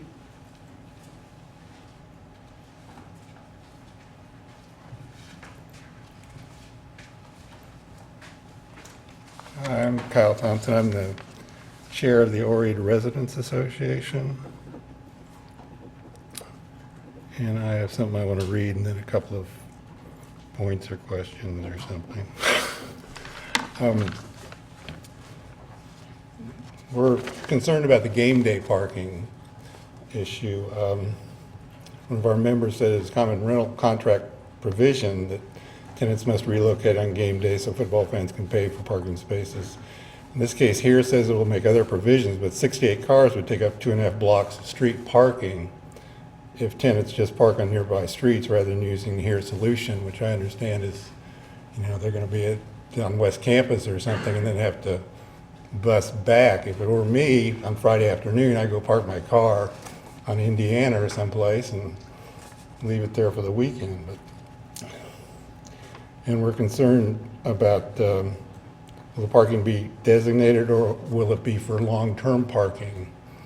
That since it's so far from the HERE front door, will people actually use it?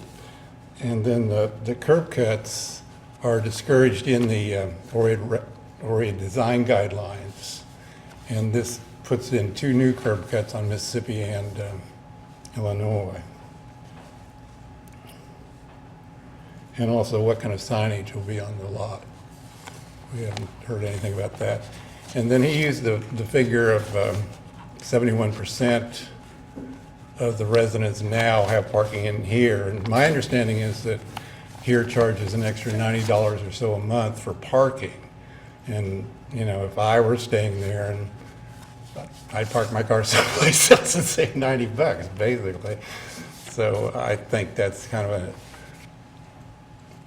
an odd figure. And there seem to be a lot more cars parked on Indiana, even down to us on Tennessee and on 10th Street and 11th Street than there have been in the past. So, thank you very much. Any other members of the public?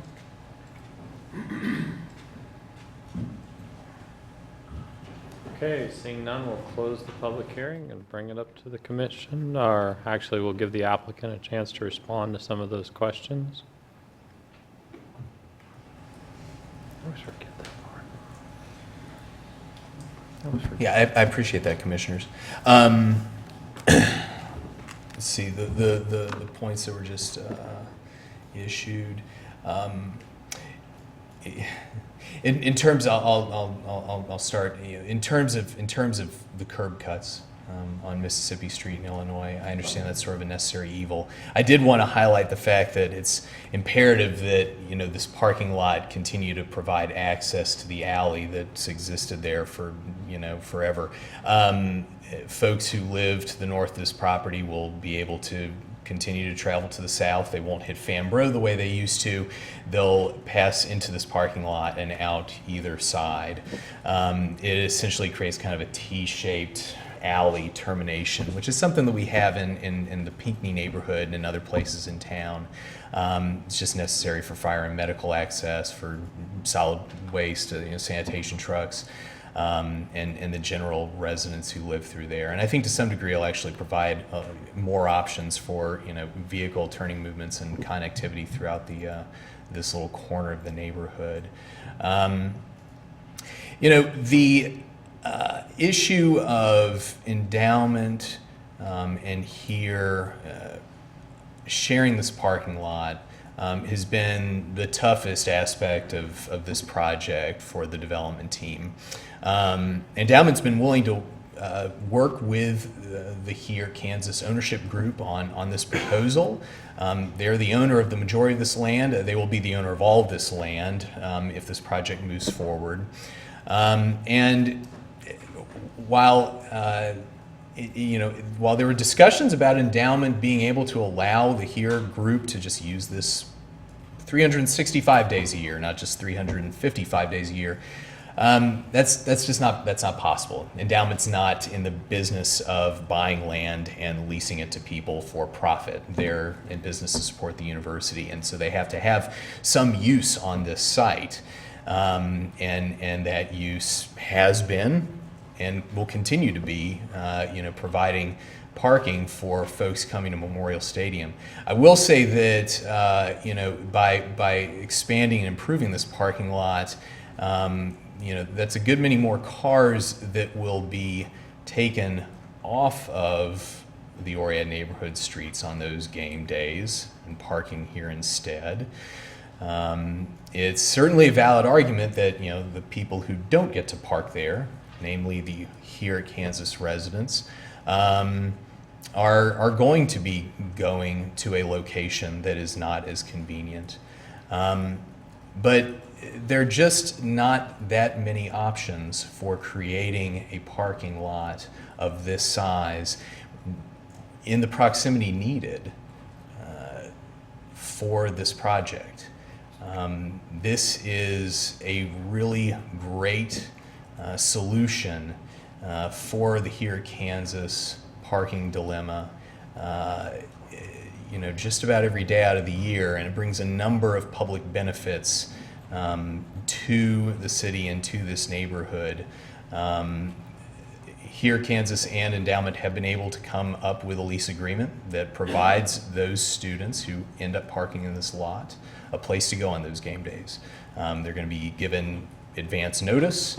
The parking will be available to them. Here Kansas is going to be able to provide free transport for those students, shuttling them back and forth if the parking lot is not within a certain distance of the Here Kansas building.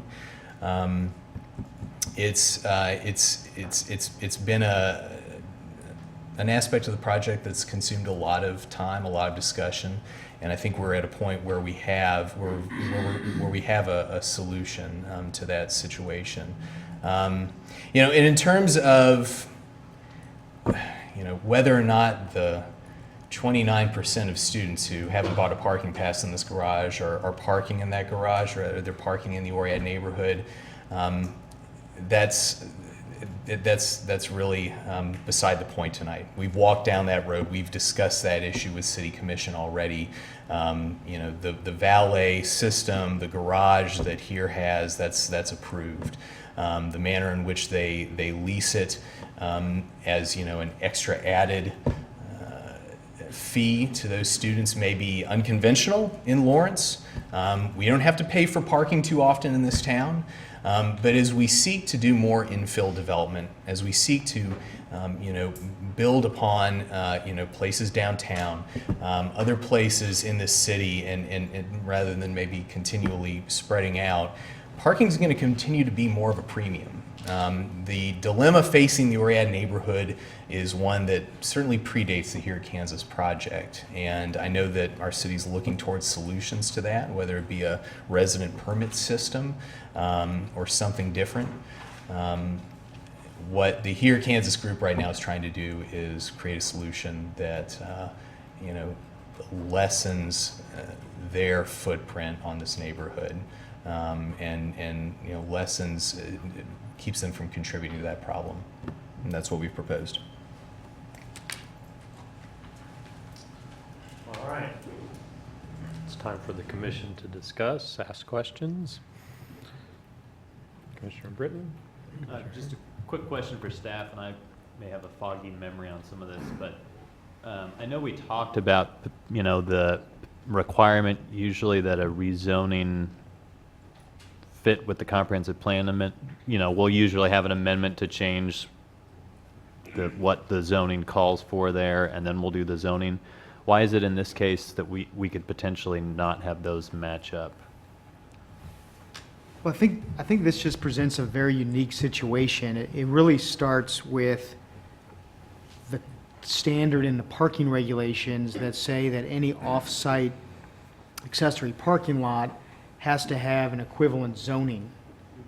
It's not that an accessory parking lot isn't allowed in the RM12D, the medium density zoning district. It's that the medium zoning district that's on the west side of the alley doesn't support zoning that's equivalent to the MU in terms of density and intensity. So that was one of the tougher things for us to advise the applicant on, was the zoning implications in the process, because both medium and high density and both RM12D and RM32 support off-site parking for multifamily developments, but just to different density. It's the building itself that has the density. The parking has to have an equivalent zoning for that. So it starts with that standard. And if we don't want to waive that standard, if we want to make that compliant with the code, then we have to alter the zoning to RM32 and then alter the comp plan to support that. Suppose there's another avenue by which you could, and the one we've laid out is to say, look, the medium density designation on the west side of the alley is of higher significance, higher importance to convey the message that it's to forever be medium density for building development, even if we support and acknowledge that a surface parking lot can be installed for both medium density and high density, and we support it for this here development project. So I know it's a bit complicated, but maybe I'm having trouble. Yeah, I think that articulating it, but I think that gets at what I'm asking. So we don't, in this case, it would be all right for the comprehensive plan to say medium density, while the actual rezoning we switch to is high density, because because parking is available in both. I mean, normally don't we have to have, if we're going to rezone to something and that conflicts with the comprehensive plan, we usually have to change the comprehensive plan. So we have conflicts in the code no matter which way we go. Right. With it. What we were attempting to do is align it best we could. Mm-hmm. So our draft recommendation to you is to amend the comprehensive plan, the neighborhood plan, with a caveat, with narrative in the plan that says, though this is designated for high density, it only supports, it's only meant to, as parking lot, to support high-density development at the here location, not high-density building at that site. So that's the sixth. The half dozen says, keep it medium density then, and if you want to support the zoning, do it in the name of acknowledging that there's this conflict in the code. Oh, low density, I'm sorry, I thought it said medium density. Okay. Gotcha. All my comments stand with low density as well, because the RM district is the thing that allows the accessory parking lot. It's not the plan designation, it's the zoning component. So either way we go, we're kind of waiving something in the code. Either it's the requirement that the zoning comply with the comprehensive plan, which is normally how we do it, or it's, well, I guess that would be the only thing we'd be waiving if we didn't do the comp plan amendment. Right, and I think from our perspective, that carries so much value for us and how we approach all developments, that was our answer to what really is a zoning standard conflict or challenge to get over. Okay. In respect to Mr. Himmelberg, who wrote a letter to us, and this is going to be where I stand, I believe, but he had three points that he put in his letter that sent to this board. One was the concern of the alley, which has been answered to. Obviously, all of these things have been answered to, but I wanted to point them out. The concern of the alley for their tenants of their apartment building, which has been answered. Two was the runoff and sewage of the parking lot, which currently, I want to make sure, it currently does not exist, correct? There's no sewage in that parking lot, which used to be a tennis court. That's correct. Storm, yeah. Do you have an answer to that? But that's going to be provided. As far as I know, no. I mean, it will be the provided. parking lot doesn't meet probably It's- much of any code today in terms of stormwater. Yeah, and that's what I'm answering to what he Yeah. pointed out. Yeah, there are no Not present. drains, Yeah. curb inlets. There's nothing to collect stormwater on those properties today. And the question is, there will be. Will there be? Yeah, the answer is yes. Okay. And the last thing that he brought up in his letter, which I disagree with, but to respect him, they're concerned about the parking lot will be a blight to the neighborhood. That tennis court is a blight to the neighborhood. The chain link fence that was there, that was ripped down, I don't know how many years ago, it was a safety issue. I think from what we've been presented from land plan, I don't see any reason the city commission shouldn't look at this and consider it. So for that reason, because of the things, and I think everything's been worked out pretty well, those three things were answered from what we received. Just in terms of the note, the narrative note saying, this should only be this accessory parking, will that note be on like the map page itself or somewhere? I guess I would want to make sure that there was maybe at least an asterisk or footnote on, here we are, Jeff. So that, somebody 10, 20 years from now doesn't just look at the map and think they've done their inquiry and then turns out 2 pages later it says accessory parking only. We included it into the text of the actual document where it tends to have a little bit more weight and effect to it. Putting an asterisk on the map is possible, it's just not currently mapped in that capacity. It's usually with the text, and in this case it's with the high density text. It says this is a caveat that's intended for low density development should a structure arise in this location. It really just kind of focuses in on that point. So I guess I just want to make sure, whatever you guys think is appropriate in terms of making sure a developer would see that or a property owner who's doing that research would see it. Yeah, we always look at obviously. the map and then the corresponding narrative about what that designation says, and that's where we've placed the. Right. We think it's in a good place. Gotcha. That's good enough for me. I guess I could have just not asked the question because you will obviously put it in a place that you think it will be good. No, it's a good question. You don't want to. We don't want a small asterisk, 8-point font in the bottom of the map. Commissioner Carpenter? NORAD design guidelines that this commission's approved unanimously twice provide some protection to buildings that are more than 50 years old. I mean, it's not adopted by the city yet, but under those design guidelines, what review process, if any, do those two structures go through before they're demolished? They would, 1910? Was it 1910? Yeah. They both would have gone before the HRC for review of the demolition under the guidelines had they been adopted at present. Okay. Right now, they don't, but Correct. we've adopted those. I'm in that stance, so I'm looking at what would apply there. But You recommended those. we have for adoption. recommended that, Yes. right? This board has recommended it. I think it's so that's how I'm seeing that. So we got these two structures that are sliding in before final adoption that could be torn down. Sandy, you said that you worked with a number of different groups in coming up with these plans. What groups were worked with? Sorry. You said that you had worked with a number of different groups in talking about a solution and coming up with this. What groups exactly were working with? Those groups were a various number of different departments with the city, with KU and their design team, as well as the endowment and the applicant.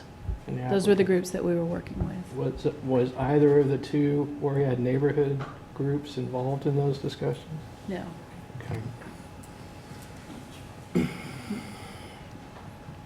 They were not involved until the applicant did the neighborhood meeting. All right. You also pointed out that tenants vacating this parking lot that's set for specifically for their use is not unique to this neighborhood. What's another example of a multi-family structure that's forcing tenants to move out on game day? Well, and that was response to the communication that we had seen, and I'm not sure it went into your packets, but this idea that there are some rental agreements out there where tenants move their vehicles so that they can park in the driveways and grass of those properties. Is that something that's permitted under city code or policy in any written form that says you provide parking in order to have an occupancy permit, No. except for 10 days out of the year where you have to move your car? That's a long-standing behavior. That's a behavior. Yeah. So it's not part We're of any not, code that that's permits that. not city code. That's not anything in the parking chapter, and the city doesn't review every rental lease Okay. that's out there. But So everyone- there are definitely things that are going on. But this one, everyone's talking about this being a unique situation, so I think that should be part of our review. So, because we are talking about, we have a city code that says we have to have, for this project to fill 78 empty bedrooms, needs 67 parking spaces. Yet those 67 parking spaces, by what's presented to us, are only available Right. 355 days a year. We pushed for the applicant to come up with a plan, a specific plan to how and where were they going to address those 10 days of the year that they needed to provide parking. That was specific to this project. I understand, but is there something in our code that says that we can waive this 600-foot distance for 10 It's through the days out of the year? development plan process. Okay. Commissioner Carper, that is a good point, and this may be extending the uniqueness of this, because in fact, when we approved parking on Mississippi Street for the development, there's a similar provision where KU gets the west 41 spaces about 10 times a year. It was acknowledgement that KU needs to go out and use these areas for their buses and for parking and for the tailgating and all of those things that come with, trying to pack a stadium on football Saturday. And so we acknowledged at that point that that was a unique situation. And then when we got to the point of receiving this application, it was similar because of KU endowment participation of it, and that they currently provide it to the university for those game days and for other events that bring a lot of traffic demand to that area. So it is a bit unique in that way. That's our perspective. We're just trying to be transparent with it and bring it to you for the information that we have when we've considered all the things and weighed the benefits of Fambro Drive realigning and accommodating the parking. Absolutely, there's an impact there, and we could discuss and debate whether it's code compliant for those 10 days that the tenants need to get out of the parking lot, but all things considered, we thought it was a supportable project. Scott, I know you're from Nebraska, but it's been a couple years since we've packed that stadium. But I had to say it. Wishful thinking. Band day, it's packed. KU Band day, it's packed. For Band Day. I just have a quick question.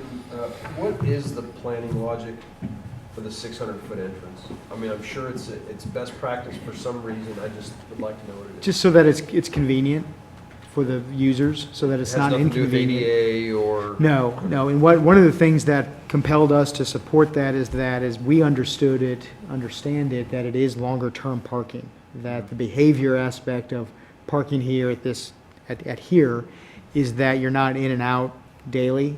You're more likely to bring your vehicle and park it for longer terms, and that was one of the issues that we said, okay, the parking lot is convenient in those terms for that purpose.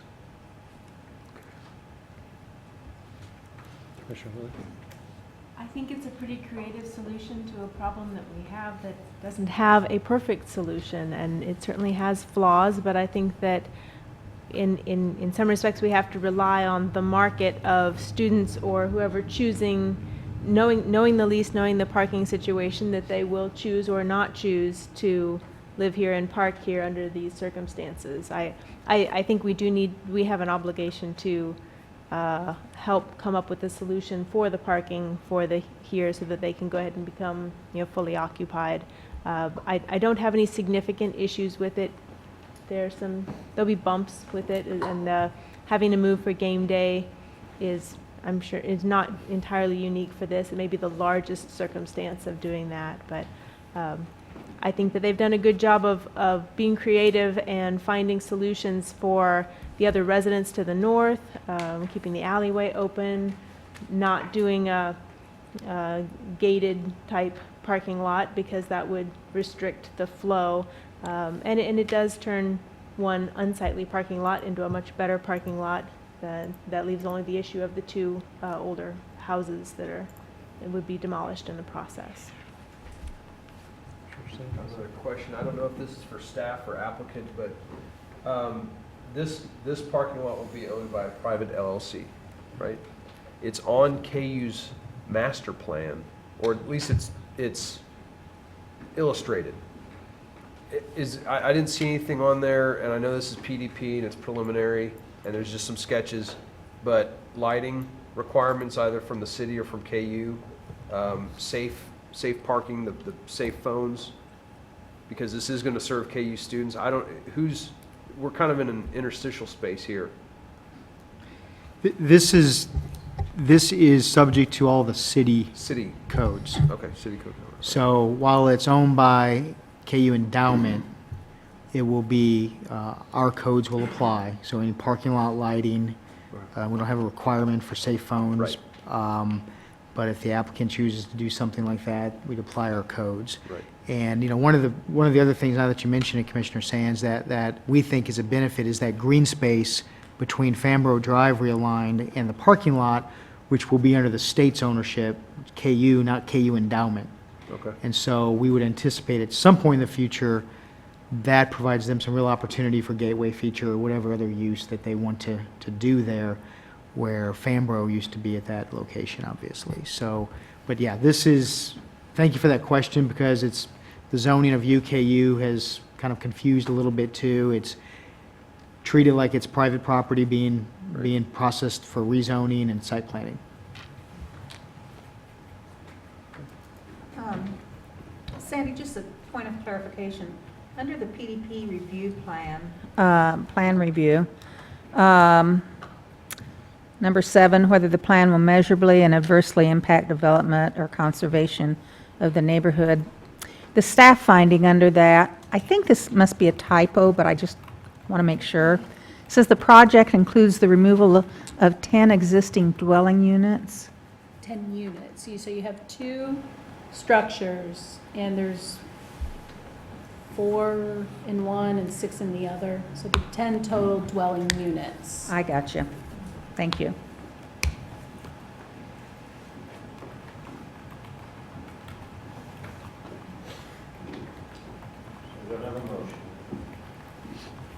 Commissioner Britton. Just a couple comments.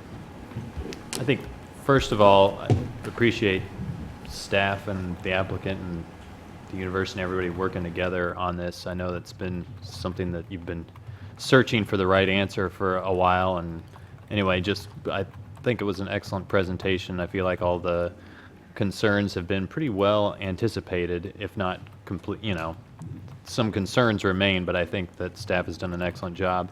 Parking is always going to be tough in that area and just in general. I mean, I think Mr. Sturm mentioned, in the future, I mean, parking is going to be more of a premium, and we're really starting to see some of those conflicts. And at some point, I'm not saying we should try and do this now or even in the next couple of years or anything like that, but I do think at some point we are going to have to stop requiring as much parking as we do, because we need to start making it harder to actually have those cars and start making people take buses and walk and ride bikes and doing things that especially college students should be able to do. So, that none of that's a solution here, but it's just, I think that this is the kind of problem that we may have a different kind of solution down the road for, which is not to require so much parking.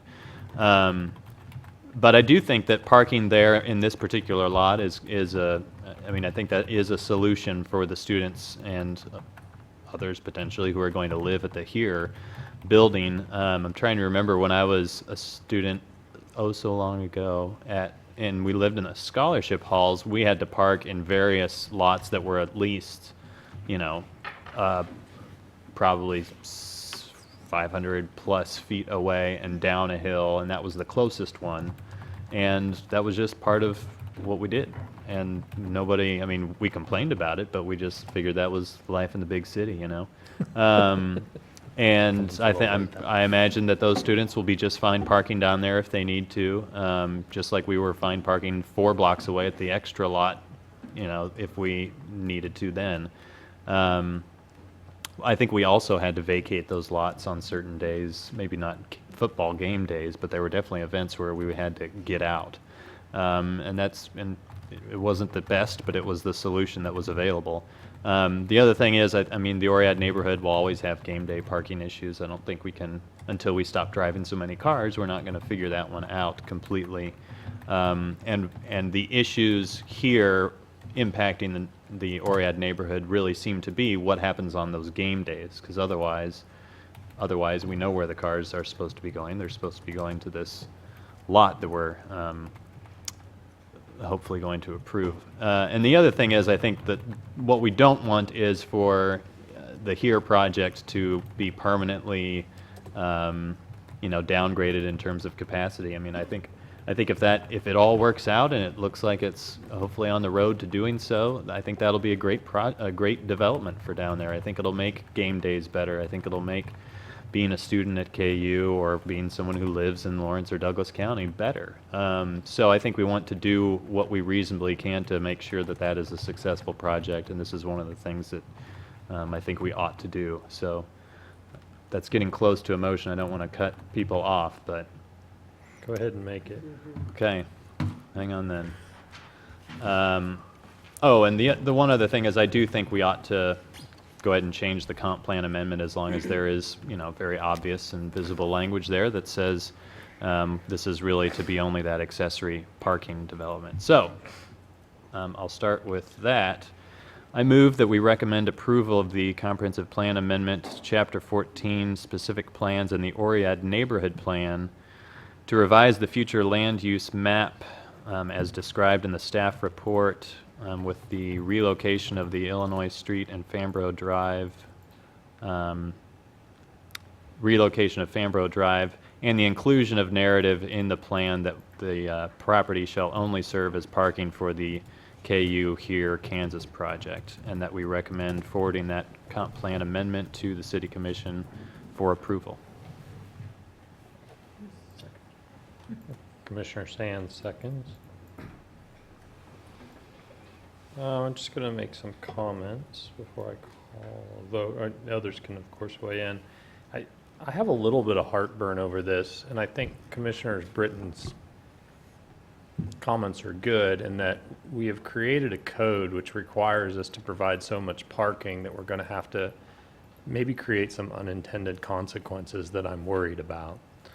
One is, and this is the least of my concern, is the distance, how far. If we put it in the code but they have to be this close to the building, and then we say, well, in order to have enough parking, we're gonna have to abandon the code. That causes me some concern, because what's the next project that says, well, in order to have enough parking for that multifamily residence, we're gonna have to put it 1,000 feet away. And we're just trying to meet the city's code. That's what we're trying to do. We're problem solving, right?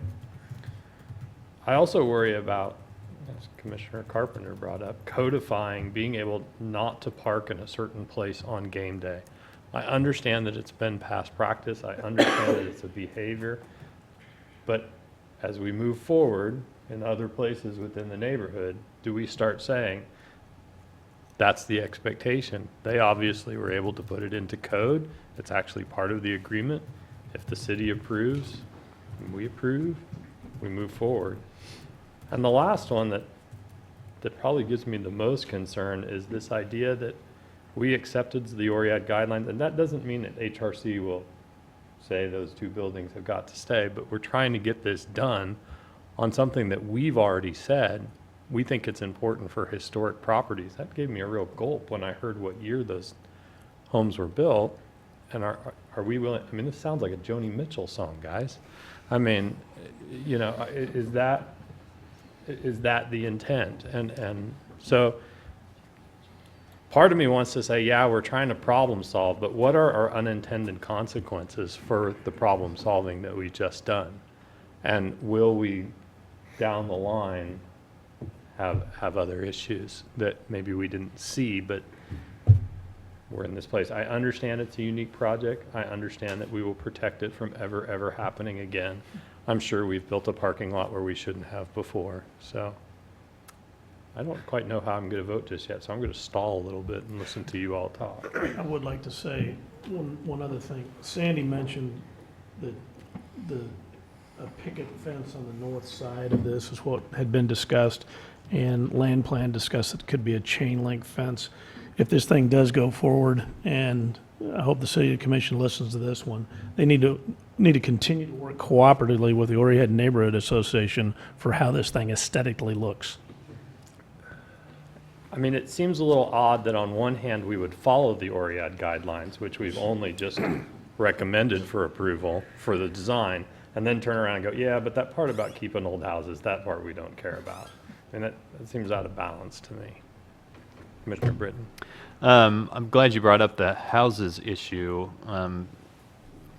because when Commissioner Carpenter mentioned that, that did cause me a little bit of pause too, in terms of sort of, obviously there is one process that applies, and that's the process that is there now.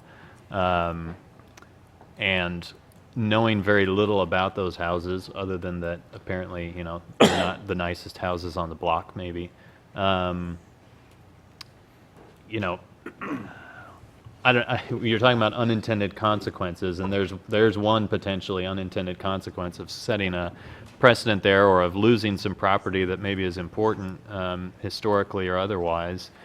And then on the other hand, I think of the unintended consequence of, you know, if that were to go through the HRC process now, you know, what does that do to all the moving parts here? I mean, there certainly are a lot. So, but that does seem to me like maybe something that I would encourage the city commission to look at, whether there is a need there to have that additional process for those two properties. Maybe there isn't, and I don't think that I don't know. From what we've heard tonight, I don't think we have information that would necessarily support, well, we need to send that to the HRC now. But maybe that could be something that could be addressed in the city commission's staff report or something. I don't know. Scott, do you have any suggestions on how to? I might address that. That's an interesting point that you're right. I mean, we're working with the codes we have today. And when a previous application was made for the property just south, it was adjacent to the Hancock Historic District. I think Brian mentioned that. That presented a whole host of historic issues that ultimately we had to advise that we could not support. And so that application was withdrawn. Again, acting under the codes that we have now, codes and processes that we have now. It was too harmful to that district. This is not in a district, doesn't have the same process implications, did not have the force of the ORIA design guidelines. It is interesting, actually, 4 or 5 years ago, when the HERE development came in, we talked to them about applying the ORIA design guidelines to the aesthetic of the building itself, but had no code authority to do so. So it's been going on for that long with it. So that's a response to the house and historic implications. We want to get the ORIA design guidelines adopted and start applying the regulations, but we just don't have them right now.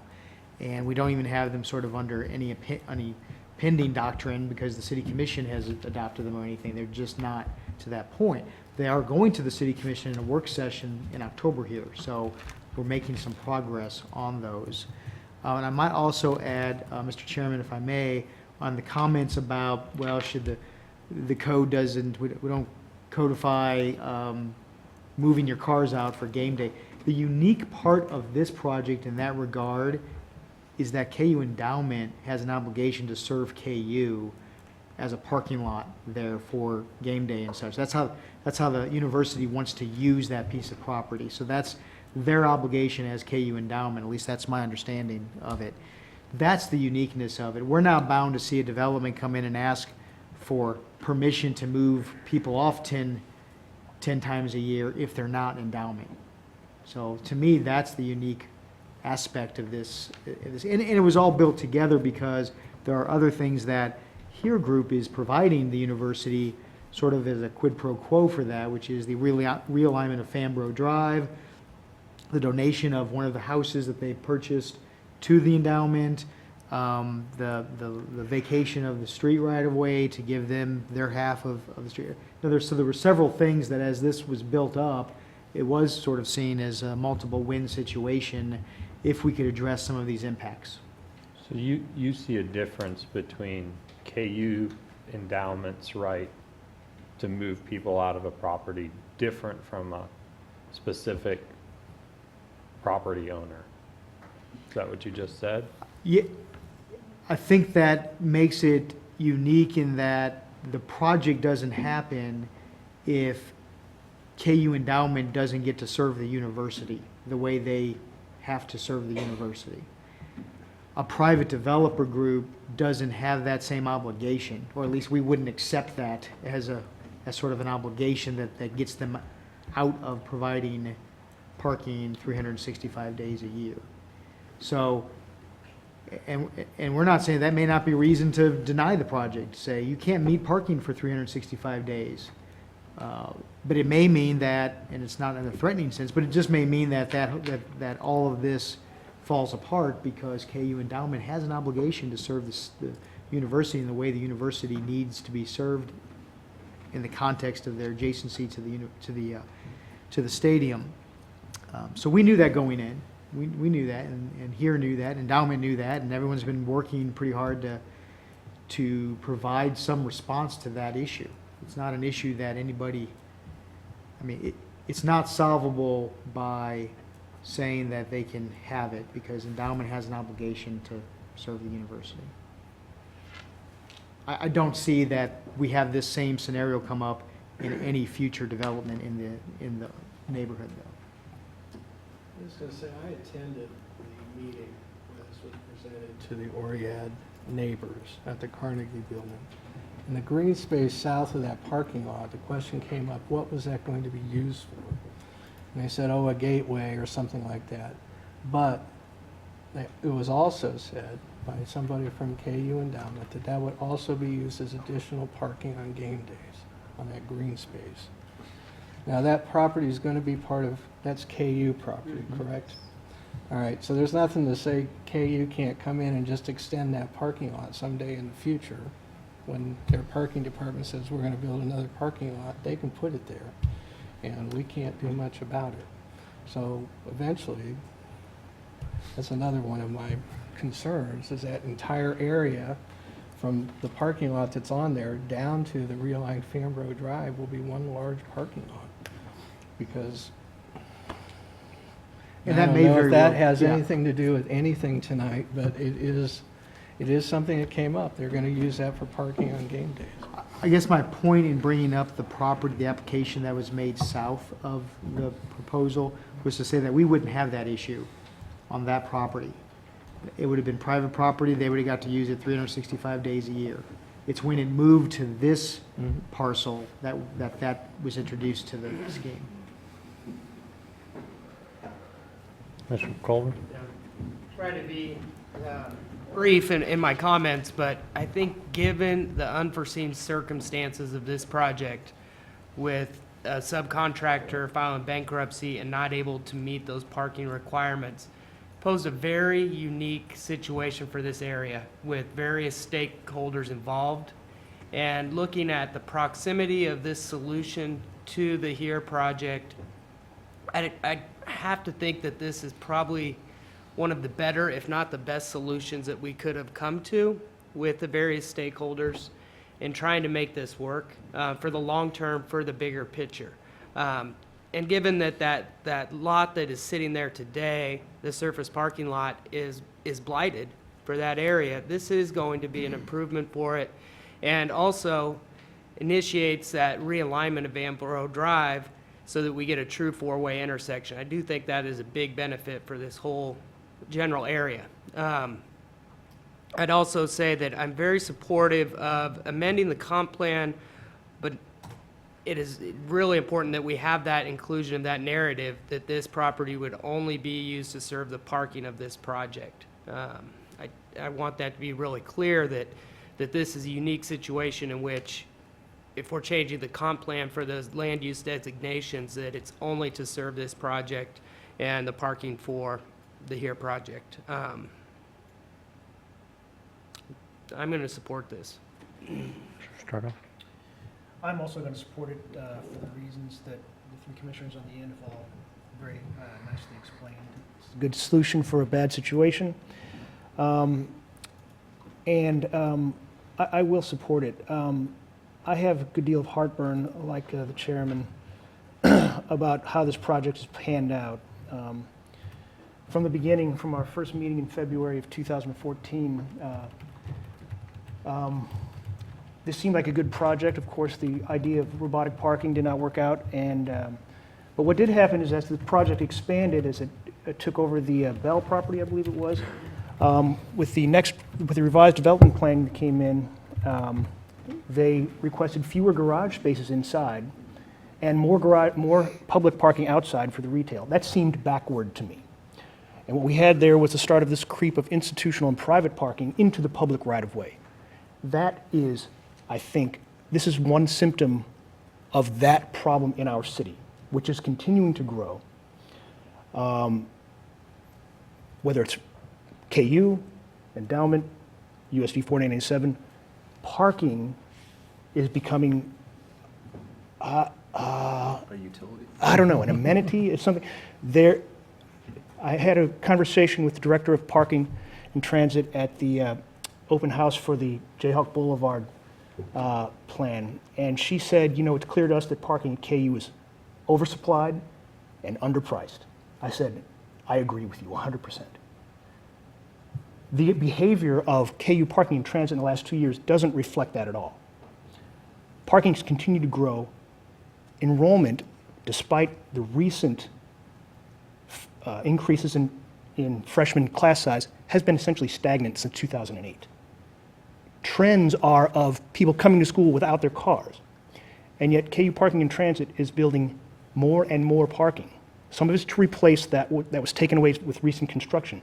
But I think what's needed here, and this is kind of, I'm mentioning this because this spreads to the boundaries of KU, is that what's needed is a reduction in parking at KU, a reduction in the number of vehicle trips onto campus, especially single occupancy vehicles, and perhaps a residential or restricted parking zone system that is used in many cities around large institutions like universities and hospitals and major employment centers to protect the residential parking availability in those neighborhoods. I would anticipate that the response at KU would be to build more parking on campus. I don't know what controls there are for this problem, and it is a big problem for our city. It's a budgetary and planning problem. This project, this KU-oriented project, which is now a joint KU and Here at KU project, and a joint endowment project, is part of the KU parking problem. When I talk about KU parking, I'm talking about KU, I'm talking about endowment, I'm talking about athletics, and now we're talking about this. So it's going to be important for us to address this, and I hope cooperate with KU and come up with a plan and a vision and intent to address the problem of motor vehicle traffic in the city. KU has a lot of responsibility for that. There's no doubt about the advantages that having people get to work brings to the university and especially to the city. That is beside the point. What is important is whether the problems that come along with that can be avoided, and whether, if they can be avoided, steps will be taken to ameliorate them in some way. I don't know what KU has a parking plan, and parking lots are still going in. In my view, what KU needs right now is fewer parking spaces on all of its properties, endowment, athletics, and KU. Enough of that. I will support this project. I think that we've learned some lessons here, and perhaps more of our future parking requirements will be internal to the project. Fewer outside parking spaces on public streets will be allowed to accommodate for those. I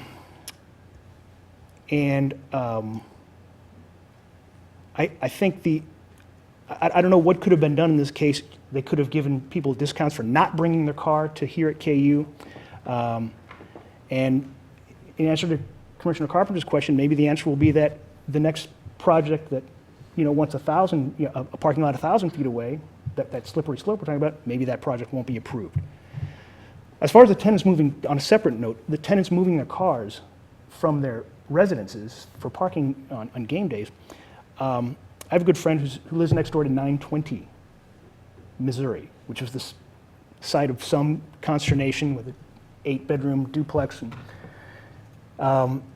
at the last game day, she's confirmed that all the tenants in that building, my friend who lives next door confirmed that she'd spoken with the tenants who were required to move their cars as part of their lease.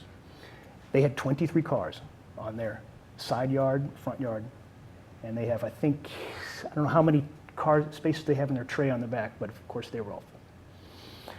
23 cars.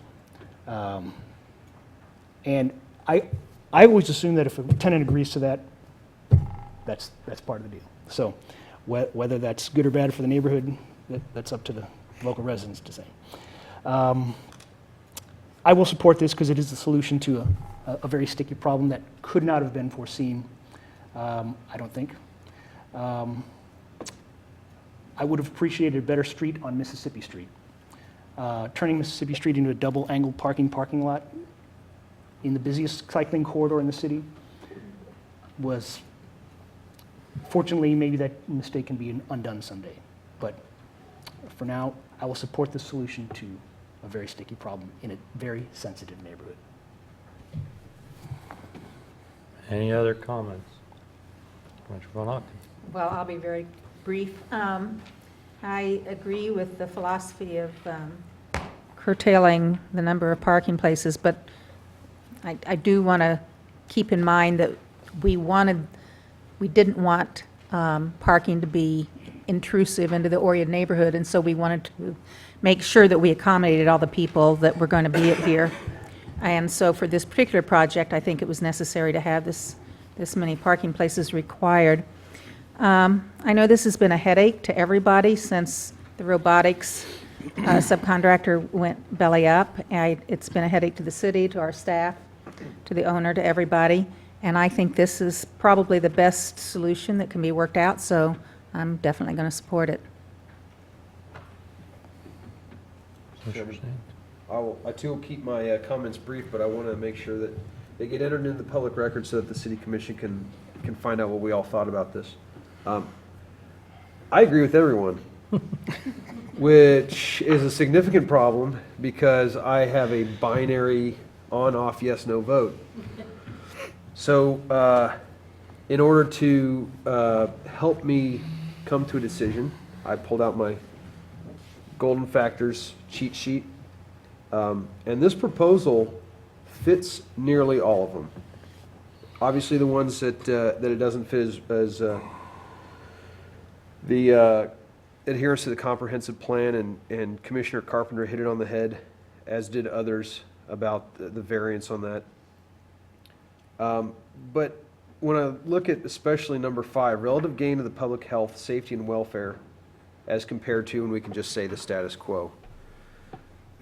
6 home football games this year, possibly 8 if the Big 12 truly becomes 12. I have to look at the relative gain in public health, and I don't disagree with your comments at all, because parking is a bear, and there's either too much or not enough. It's like a farmer with rain. But I have to look at the relative gain of public health and consider the parking lot with the Fambro Drive connection, and so I'm inclined by a slim margin to support.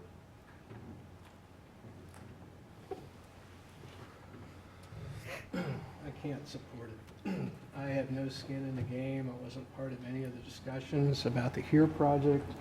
I'm coming into this looking at it fresh, the way it is now.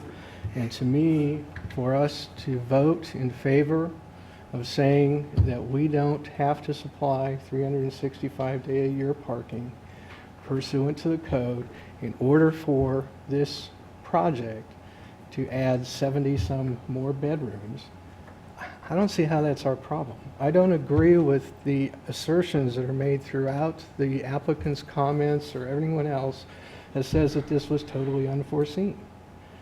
A choice was made to go with robotic parking, which was not completely tested. A choice was made to build a multi-million-dollar structure that couldn't be retrofitted with any alternatives in the event that their particular vendor failed. Now, I can't believe that people didn't sit in a room someplace and think out worst-case scenarios about what could happen and how we have alternative plans. This is a problem that was caused by HERE. This is not a problem caused by the city.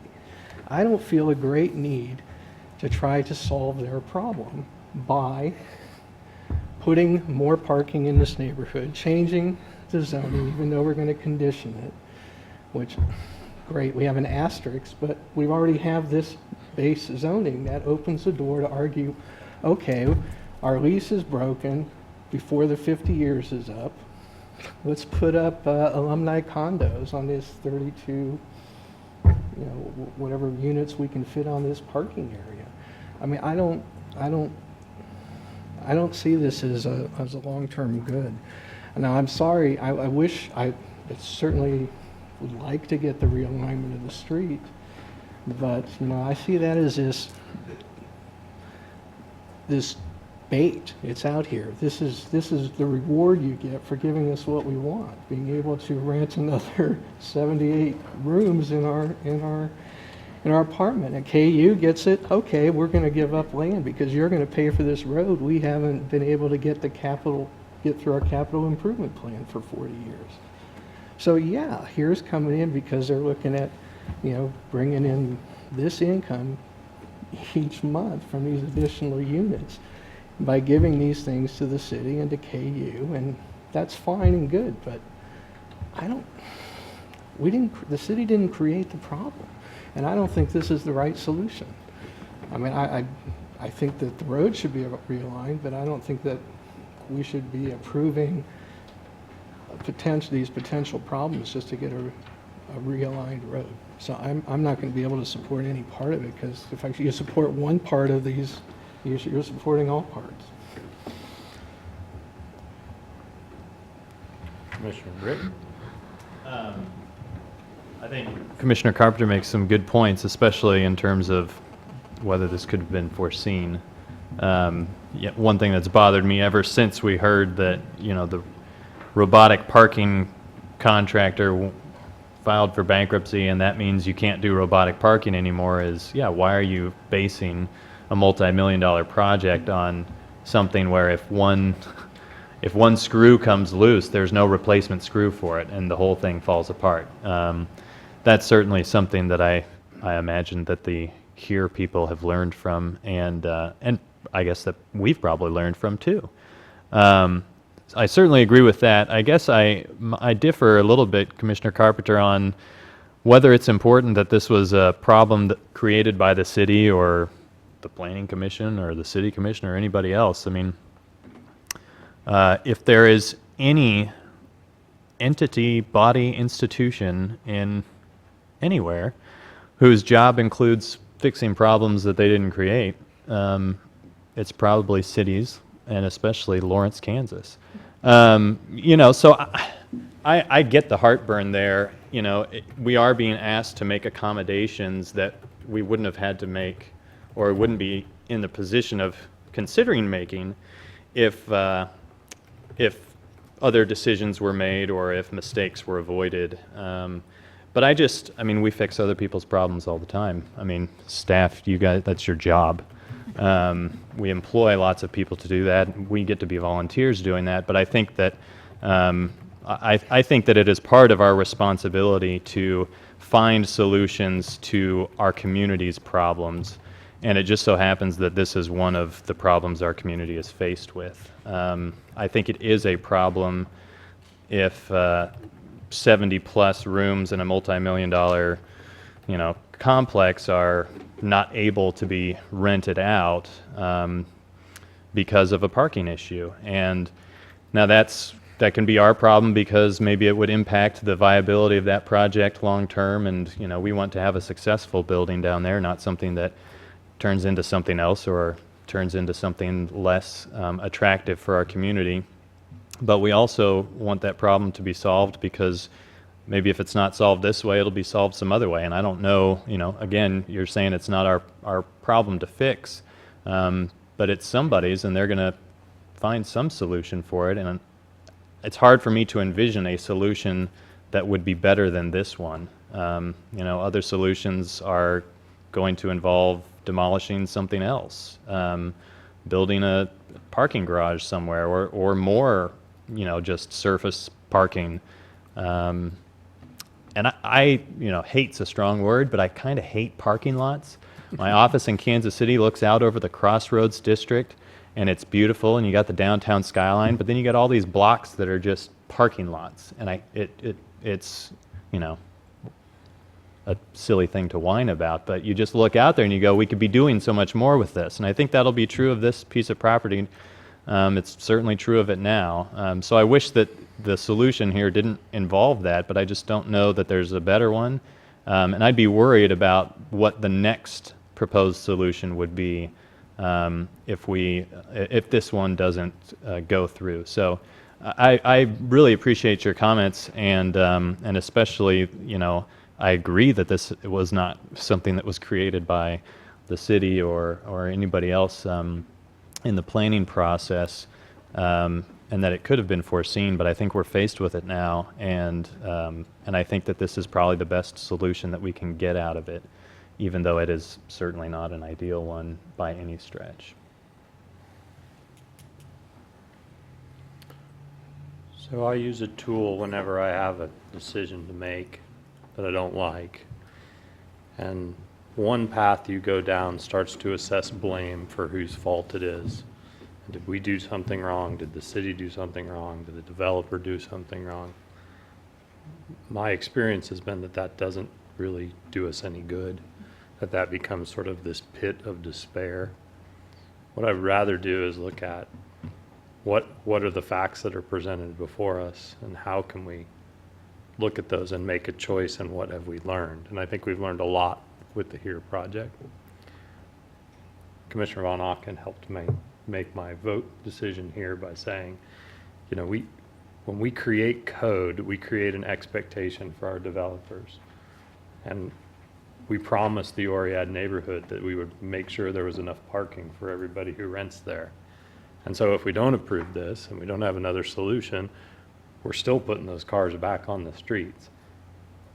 I'm not real comfortable with charging $90 a month. I never got to ask that question. I'm the chair, I guess I still could, but we're not going to. About charging for parking and the rates that we're charging, I know that got dealt with at the city commission level. But we created those codes, so we're in partnership. So anything that doesn't work here now is all of our faults. That's not what's important. What's important to me is that we find a solution, we make a choice. Everybody's going to vote their own way on this, and then most of you have made it known how you're going to vote. I think you take the preponderance of evidence and you look and you weigh how much is the road worth. The road is a definite benefit. The gateway is a definite benefit. The aesthetic of it is a definite benefit. I'm going to go for it because I think that we entered as a city into a partnership with here. We've learned something. I think they've probably learned something. It's not the way we'd like it to be.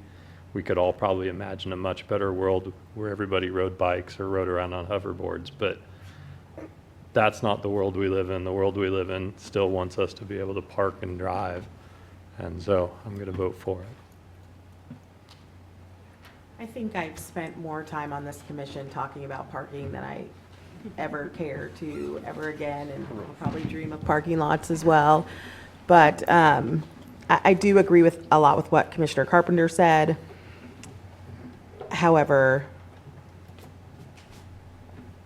I do think that there has to be a solution, and I think this is probably a good solution to a bad problem.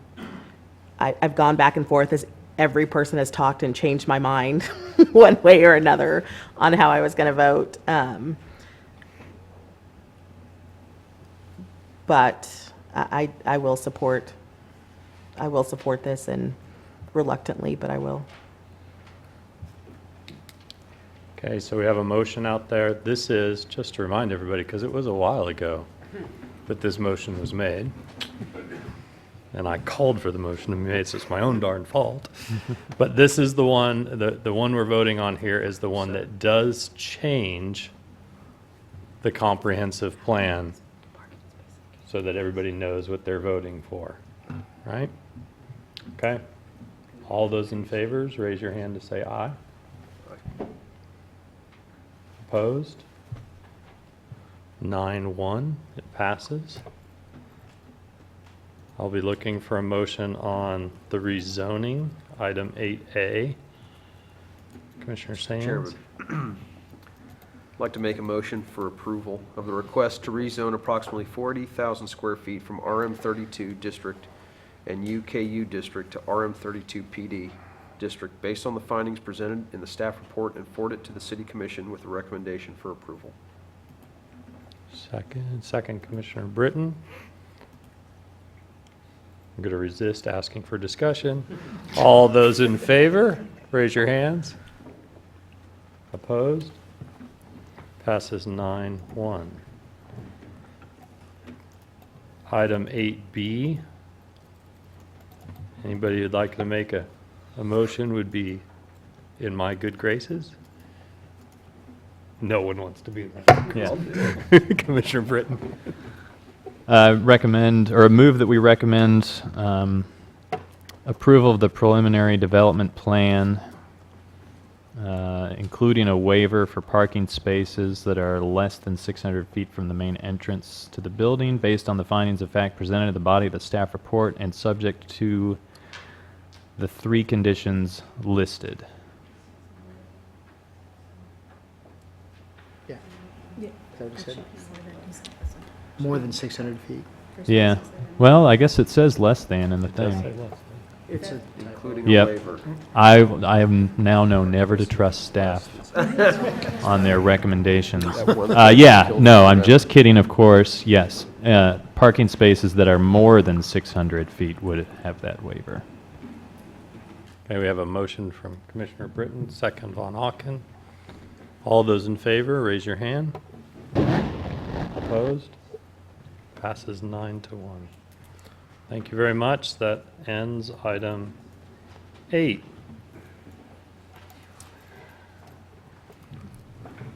We're not going to take a break because we have some strong soldiers over there who have held out for item 4. Text amendment to zoning regulations, small-scale industrial uses.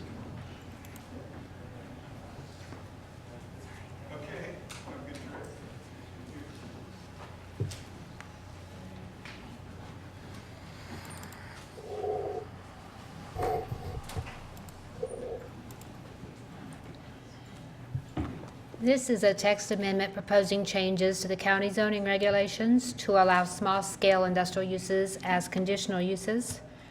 It was brought about after a rezoning application was submitted.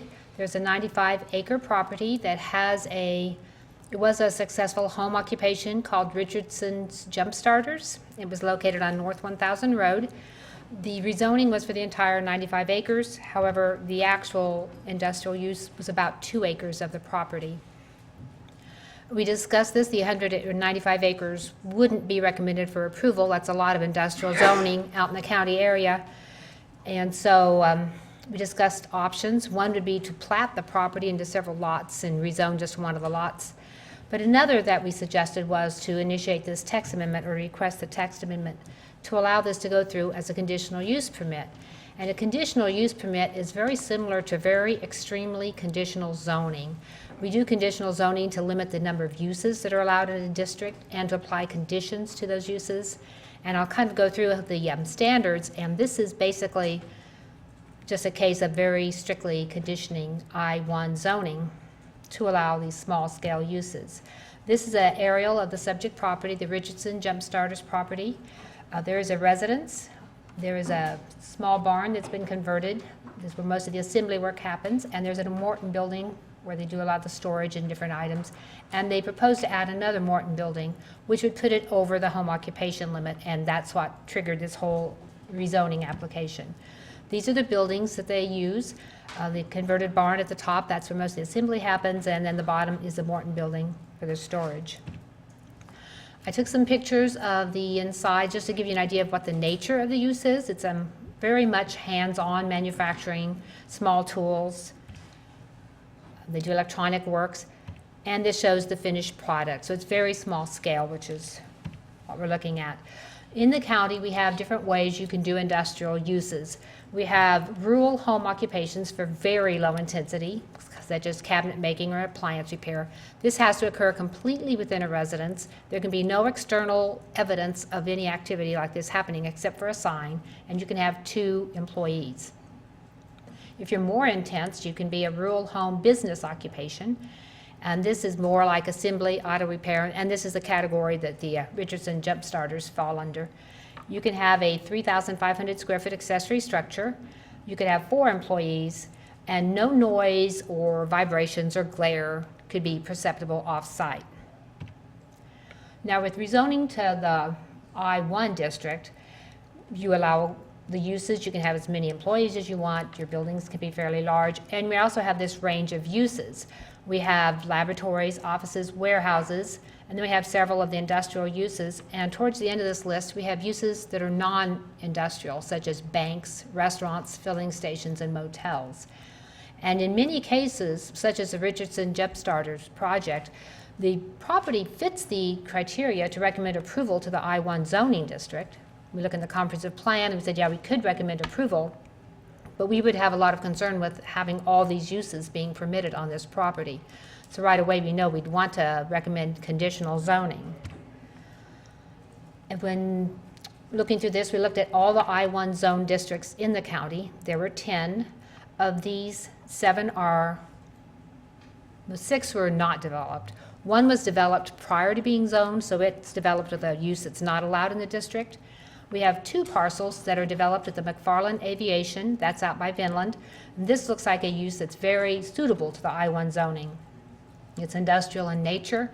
It's on about 20 acres, so it can expand. And this is one that's in Pleasant Grove on the old Highway 59. It's the whole ironworks. It was rezoned to B2 in the 1980s for a service garage. And then when Whole Ironworks went into it in the 1990s, it was rezoned to I-1. But if you look at the aerial at the bottom, it's just a house and there's an outbuilding where they do their ironwork. This would be very suitable for the CUP rather than requiring I-1 zoning, had it not already been zoned.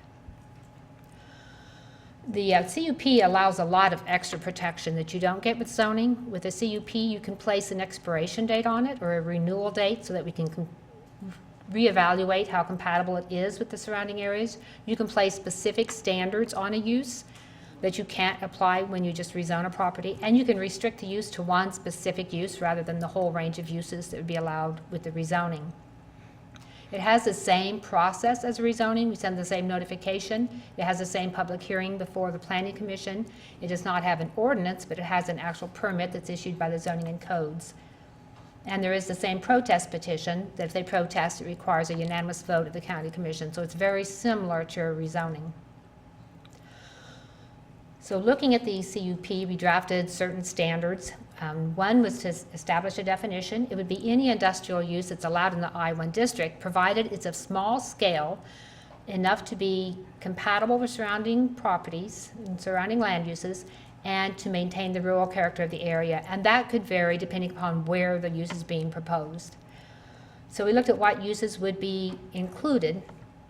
And if you look at the uses that were allowed in the I-1, there were several that we did not include here, but we did include on-site production of goods by hand or artistic endeavor. That would include things such as the whole ironworks or other artist studios, things like that. Placement of digital or analog information on a physical or electronic medium, which basically means computerizing, CD production, items such as that. Light manufacturing, provided the noise, light, smell, or vibration does not extend beyond the site. It's kind of a carryover of the home occupation requirement to make sure that it stays compatible. Research would be included. Moving picture production, which you wouldn't think we would actually need, but we have an applicant who's interested in doing that, and he would also need to rezone his property to the I-1 district just for that use. And then similar small-scale industrial uses, which would be similar and would have no more negative impact to the health. And we did not include things such as compounding the drugs and cosmetics that was included, and the blueprint making and the printing. Those would fall under the light manufacturing or the similar, but it would allow us to evaluate the use. If you're doing something that could be considered hazardous, might involve hazardous materials, then that would be one that we would not allow with the CUP. So it kind of allows a little bit more evaluation of the actual impacts of the use. When we established the standards, we looked into the comprehensive plan to see what do you require for I-1 zoning. If the property is not suitable for I-1 zoning, it's probably not suitable for a CUP. We would limit the use to the agricultural and valley channel districts, so that it's not actually getting into the platted rural subdivisions. It would need to be located primarily outside the regulatory floodplain, just like in the comprehensive plan to the I-1 zoning.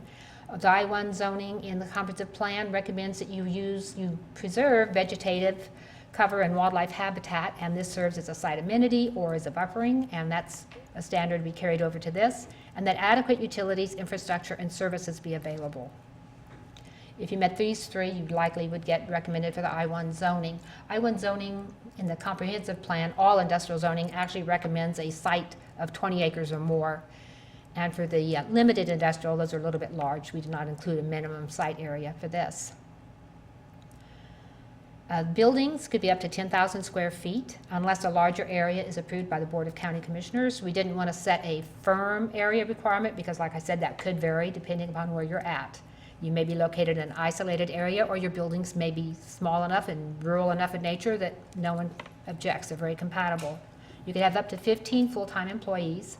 All business activity must be conducted indoors with no exterior storage.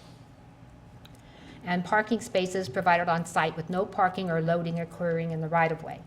And these are standards. Some of these were in the I-1 zoning district. They have specific standards. Some of these were carried over, and some of these were specially applied. No federal air quality discharge permits. That's carried over from the I-1 zoning. No offensive off-site external effects.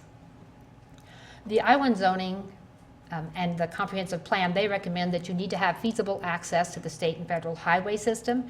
The county engineer, when I set that language to him, he said, if you're on a public road in the county, you have feasible access. So he didn't think that was a very good condition. Rather, he suggested we just require them be on a full maintenance public road and then have them provide traffic information that he requests so he can evaluate if the road system is adequate to handle the use they're proposing and if there's any improvements needed. We would limit exterior lighting. The county zoning regulations currently don't have lighting standards like the city does. They just say that you should minimize glare, but we would actually have standards here. And we're doing an update to the county zoning revisions, and those would be included in it overall, but we're just kind of catching this while we're working on this. New structures to be of a type common to the rural area, such as Morton buildings, or in the example I showed you, they converted a barn. If the building is going to be very industrial in nature, then we would not recommend it as a CUP use. and no shift work or 24-hour-a-day shifts. The business hours would be defined in the CUP, so neighbors would have an idea of when business is occurring and when they could expect there not to be any, and they could have an input on that through the public hearing process. I went through that kind of quickly, but staff does recommend approval and recommends forwarding this text amendment to the County Commission with a recommendation for approval, and I'd be happy to answer any questions. The applicant is here if you have questions for him as well. Thank you. Because it's a text amendment, do we hear from the applicant? You can. They were sort of driven by Okay. the project.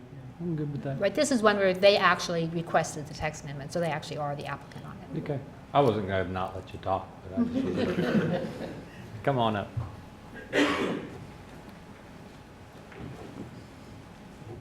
stay all this time. Well, good evening, members of the commission, and thank you for accommodating us at this late hour. My name is Mike Jelka, and I represent Mr. Dwayne Richardson, who's one of the proponents of this text amendment. I want to echo the comments that were made by Mary Miller. She came out to our facility approximately 3 weeks ago and took the pictures that you saw up on the screen and took about a 1-hour tour, and we showed her our facility. Mr. Richardson has operated this business for approximately 30 years. He actually started in his garage, and now his business continues to grow. He sells these products nationwide, primarily to, for example, rental car companies like Enterprise, major vehicle auctions around the country. The military has bought some of his products. So it's a growing, expanding business, and we're needing to have some more space to conduct our business here. I want to echo a couple of comments here that Mary made in her presentation. First of all, the text amendment will not in any way disturb the rural character of the location of this business. It's located about 3 miles south of the Church Street exit off of K10. It's even people in the neighborhood sometimes are a little amazed to find about what's going on, all the manufacturing, because of the very light footprint that it places here. And second, we want to emphasize that the manufacturing that we do carries a very light environmental footprint. We're not injecting any substances into the soil we shouldn't be, and it's conducted in a very environmentally friendly way. So at this point, I'd be happy to take any questions you have, but we would ask that the commission look favorably upon the staff recommendation, and we urge this commission to adopt it. We may have some questions here in just a little bit. Thank you. Thank you. Do we have anybody from the public who wishes to speak on this item? We're all looking at you. Just making sure. No? All right. All right, let's bring it back up here. Questions? I want to be the first to say I am so excited to see this come up. I'm a huge fan of rural home businesses. I've seen several just in my neighborhood have come up against what were very strict guidelines strict rules for what could and couldn't happen for rural home business. I can think of rice manufacturing out on North 400 Road that grew and was thriving and wanted to go past that 3,500 square feet. Actually what they wanted to do was build a garage to put the boat in so they could use the whole 3,500 square feet, and even that was not allowed at the time. They grew up past that boundary and eventually did find industrial space, but it also meant they had to sell the home that had the shop with it. It's been a hardship. It's well past time for somebody to bring this forward, and a great solution for it, to start opening up with some amount of discretion and say what other things can we support here. I would say that coming from a rural area, rural home businesses are a stand-in for the public spaces we don't have. It's easier to go and visit your neighbor who has a business at home than it is to just drop in at their home. It really gives us a little bit more social structure. At least in Willow Springs, we don't have a school. We don't have a community center. Our rural home businesses kind of help fill a little bit of that niche. So I'm very much in favor, you may have guessed, of seeing this go through. I'd have a few minor questions as we go through, but I wanted to see what other comments they have first. All right. Other comments or questions? I have a couple of questions. First, Mr. Richardson, how many people do you employ out there? We have 4 full-time, we have a couple part-time. Okay, good, then I can ask this without you thinking this is directed to you. I, too, think this is an exciting idea.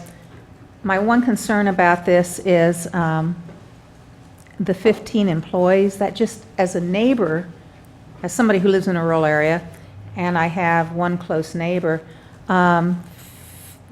15 cars coming in daily just gives me a little pause, because I'm not sure that that is in keeping with the rural character. And so I'd be interested to hear what, Mary, that you think, or Dwayne, if you have anything to comment on that. Well, there's no one very close to us. We're pretty much there by ourselves on a hard surface road. No neighbors would even know if anyone had come in there. That's right, you don't, but this would apply to future CUPs as well.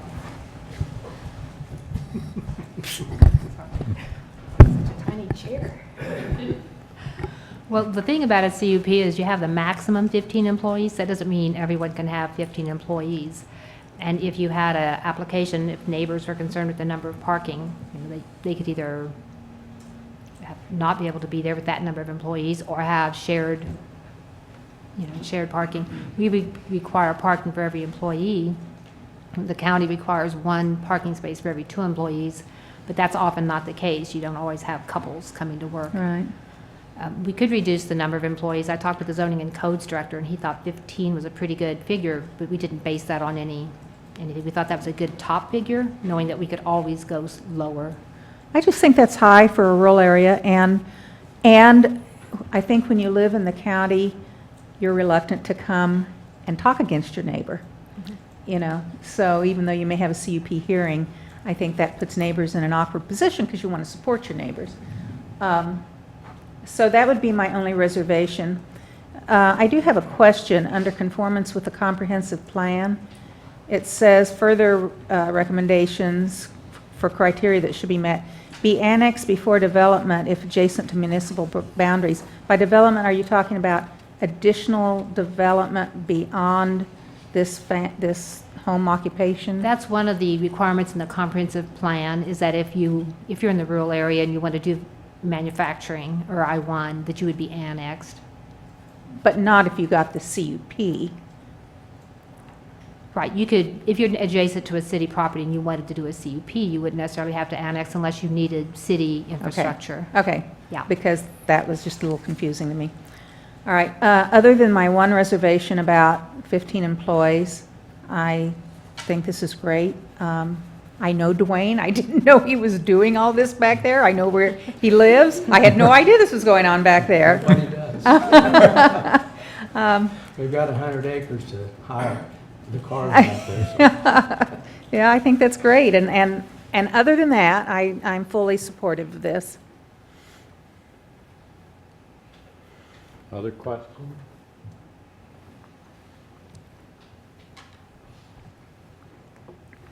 Okay, don't let me hold you back from making a motion. Commissioner Willie? I'll make a motion. After I make the comment on item 13 of the new language, the small scale and industrial uses, in terms of the structures being rural in character, I just want to make sure that metal buildings, which can be both rural or industrial, would not be disregarded for that purpose. That it's not just pole barns and wood buildings that would be Board allowed. buildings, things like that would all be Mhm. considered. You know, red iron Perhaps- structure. Perhaps we could use such as. Such as red iron structures. But I will make a motion when I can find it. I would motion, or I would I move to approve the proposed amendment, text amendment 16-323, to revise section 12-319-4 in the zoning regulations to add small-scale industrial uses to the list of conditional uses and to establish standards for the use, and that the Planning Commission forward a recommendation for approval to the County Commission. Do you want a second?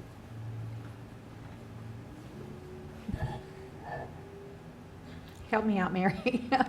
I would like to second this.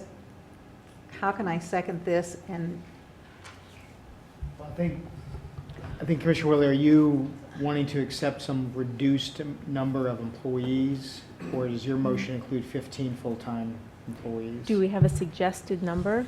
I think 10 would be better. And again, I think as the person doing this, 15 sounds great, but as the neighbor, 15 seems excessive if you live in the country, in the county. Well, the wording of the text amendment also does allow for some appeal process, it seems. And so if we were to set it at 10 and they were to have a specific appeal, could then they bring that forward and say, we'd like to have 12, would it be okay? We could add that language like we did for the building size. You know, we have 10,000 square feet unless the county commission approves something larger. We could have 10 employees unless the county commission approves something larger or a larger number. I would encourage you to set what you think are reasonable limits in the language, even if we do have an appeal or a unless clause in there. But because that's what we're going to talk to applicants about is, here's your framework. This is what you need to. The idea with the standards is that we're trying to build a cap by which, after that trigger, you really need to go look for industrial zoning. So are the previous 10 that you've seen, was it 10? Pardon me? The previous 10 that would fall under this category that you pointed out, what was the average number of employees with those? Well, only 2 of them actually were developed. The Ironworks. McFarland, which has quite a few employees, and the Ironworks, which is just the property owner himself, so. How much does McFarland have? Well over 20. We just did a building addition, and so I know they've grown, but I can't say the exact. But he was an example of one that would be IL or. Yeah, that'd be good. And many of I1. these properties perhaps could be rezoned to I1, you know, based on the standards that we're looking at. They would meet the comprehensive plan standards. So it may be they don't have to go look for I1 zoning, just request I1 zoning if they want to grow larger. And then they could do the plating or whatever's necessary because they'd be a large enough business. Commissioner Von Auken, if we go to 15, each property is going to be different. Dwayne's obviously got a lot of property around where he is, so if he had 15, it might not matter for that. The next CUP that comes in might be a smaller property, and we could do 10 on that one, or 8 or 7, you know, so that the conditional use was actually defined by the property and how close those neighbors were. Yeah, nobody seems to. Well, to go, the problem is, I think that the neighbors would have to come in and speak against their neighbor. I'm just saying that when you live in the country, you like to support one another, and that's just a really awkward position to put neighbors in, and they Well generally said. won't do that. Commissioner Britton? Well, as someone who lives in the city and just does not want to support any of my neighbors, I resent the implication that it's different for us city dwellers. I'm just kidding. I think I understand exactly what you're saying, Commissioner Von Auken, and that makes a lot of sense. The only reason I would be hesitant to go down from 15 is just because to me, 15 still doesn't seem like you ought to be talking about industrial zoning. You know, whatever the limit is, I think Scott basically said it, but to put it in my own words, I think we should say whatever that limit is, we think that above that limit, you ought to have to go through the industrial zoning process and do all the things that go along with that. And 15 still seems to me, especially I assume in lots of the types of businesses and the properties that we're going to be talking about, that's still a situation where industrial seems like too much medicine. So that would be my only hang up in going down too far from 15 or even to 10. But I also put great weight on our rural living colleagues So I see that as something to be concerned about and something that we'll need to probably be somewhat flexible with. But I think maybe being flexible going down is an easier thing to manage than trying to be flexible going up. I don't know.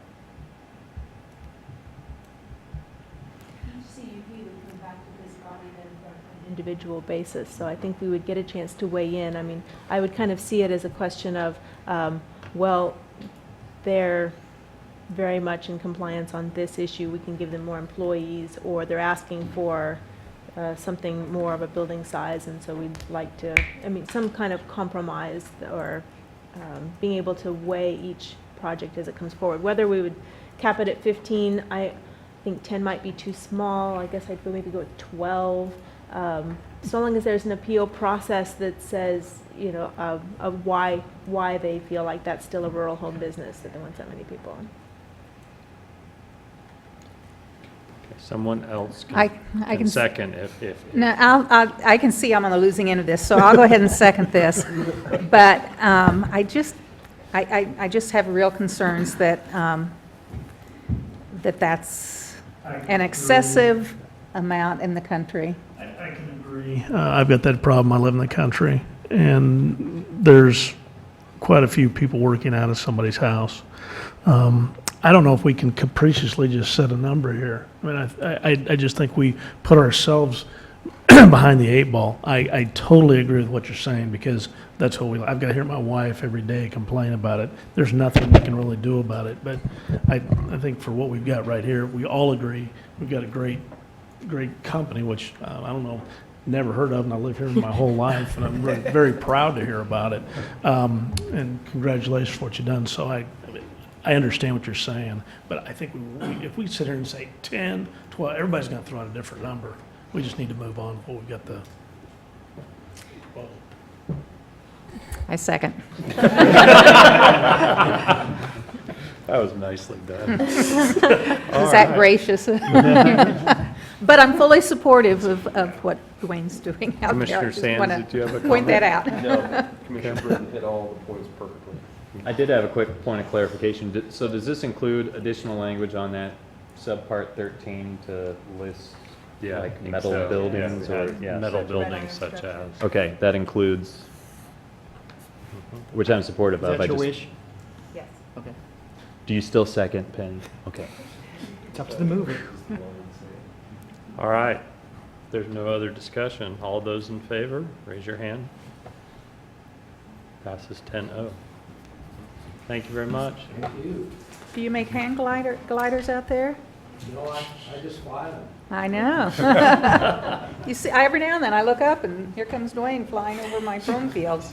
Higher parachute. Oh, is that what it is? The power, my wing is a parachute. Ah. But We'll say I that open- does not It's open before I leave the ground. Ah, That's the safe. planes with it. It's amazing. Thank you very much. Thank you.